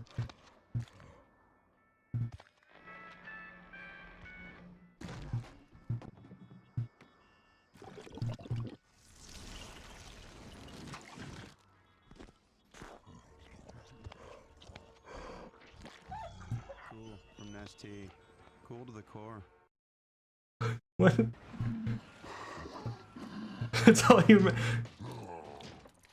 Jack Frost is the dude from the movie, right? They had a movie which is about the snowman doing murders. There's a lot of questions about this. I want to talk about dog nuts. Y'all, I want to stop for a second and talk about dog nuts. That's not a real product, right? This is fake. Also,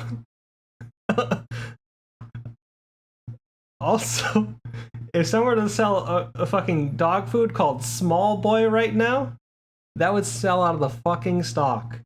People would love to buy Small Boy for their small boy. This wasted opportunity. They've had this terrifying snowman skeleton. They should have just stuck with Small Boy. They had a winner right here. I do love the idea of this snowman chasing you down and trying to kill you, and then sneaking into your house through the mail thing. Jack Frost about that shitty dad that turned into a snowman and learned to love his son and be less shit. Okay, so there's two different snowman movies about one's a murder snowman, one's the movie where Chandler Bing turns into a dog or turns into Zac Efron, but is instead of snowman. Did he fucking teleport? What? Wait. You could win cash or a trip to Alaska for you and 3 friends. Who sells a fucking trip to Alaska as a prize? But also, now I understand where the teleportation came from. The Campbell's Chicken Noodle Soup commercial. I was thinking of the Campbell's Chicken Noodle Soup commercial where the person walks in and they're a snowman and they drink the chicken's noodle and they come back as a human being. Which is very different than this one. I just got them mixed up. Someone's about to murder this guy.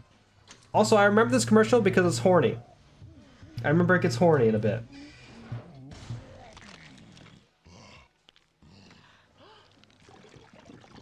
No one was concerned about the fact that the snowman was in there earlier. There we go, this is the part. She loves it. Cool. Cool to the core. A lot of questions about this. Are they attracted to the snowman? Are they attracted to the skeleton of the snowman? Oh.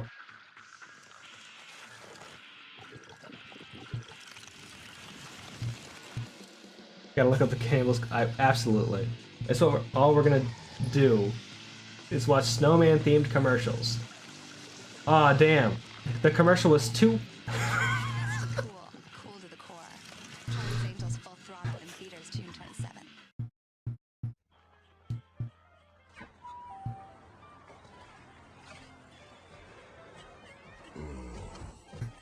Too horny for this movie.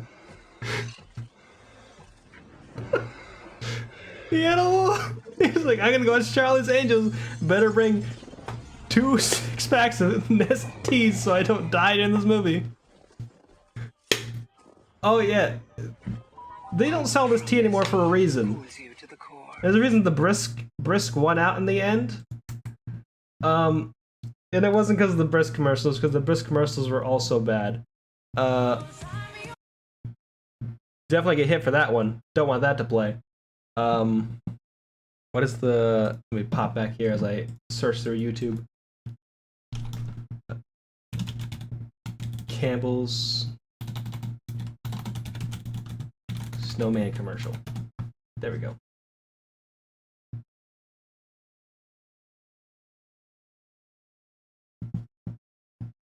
Display capture. Brought to you by Forgot About That. At youtube.com, Forgot About That.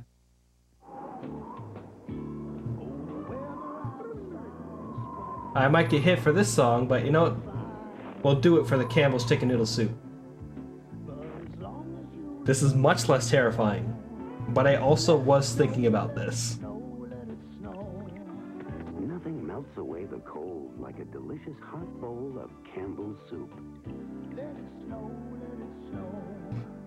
How fucking incredible would it be? Wait, there's 2 of them? Is this a different? Because this was the 1993 Campbell's Chicken Soup commercial. It's the exact same commercial. I guess I just re-released it later. How fucking funny would it be if the kid drank the soup and it just turned out to be the skeleton from the Nestea commercials? That would be. I would think that'd be fun. It's also terrifying. B, the fucking... Here's a nice little fun commercial of a person eating chicken soup and then... Never forget the power of soup. That's what we need. Don't want to watch Charlie's Angels. Multiple reasons. Well, I guess that you could watch Charlie's Angels and you wouldn't have to eat the Campbell's Chicken Noodle Soup. Hershey's ran the Carol Bell commercials. I do one last Christmas themed commercial I do need to look up real fast for everybody. Is the GBA one where they're playing Kirby Nightmare in Dreamland, but it's a Christmas commercial.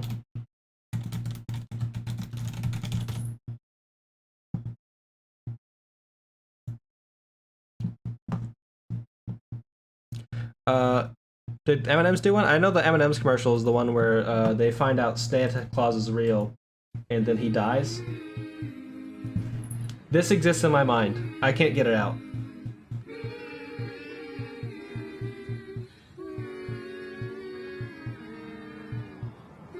They're just humming it so badly. Anyhow, that's it. That's all I wanted to talk about. I want to talk about those weird fucking commercials for a bit. Santa Claus is real? Fuck. Oh no. Yeah. Who's online? What do we got? What are my options? What are we doing? I'm gonna throw a raid on over to 2 Heal. But first, before that, I want to shout out AOL again. Thank you again for the raid. I really appreciate that. And another shout out over to Jamie Hayton. Oh, it's just Mouse. He's like, oh, I want the coffee. Here you go. Kitty cat. Was that the Loco Roco song? Die, Dracula! Oh, hey, big boy. Don't we all love Tuna in a way? You start it, and then you finish it. Oh, backhand! I got the work. All right. Resident Evil 5, Part-Time UFO. I've heard of that game. I think maybe I watched you play a little bit of it. Might not have been. I'm interested. I definitely should check that out. It's on my list of things to look at.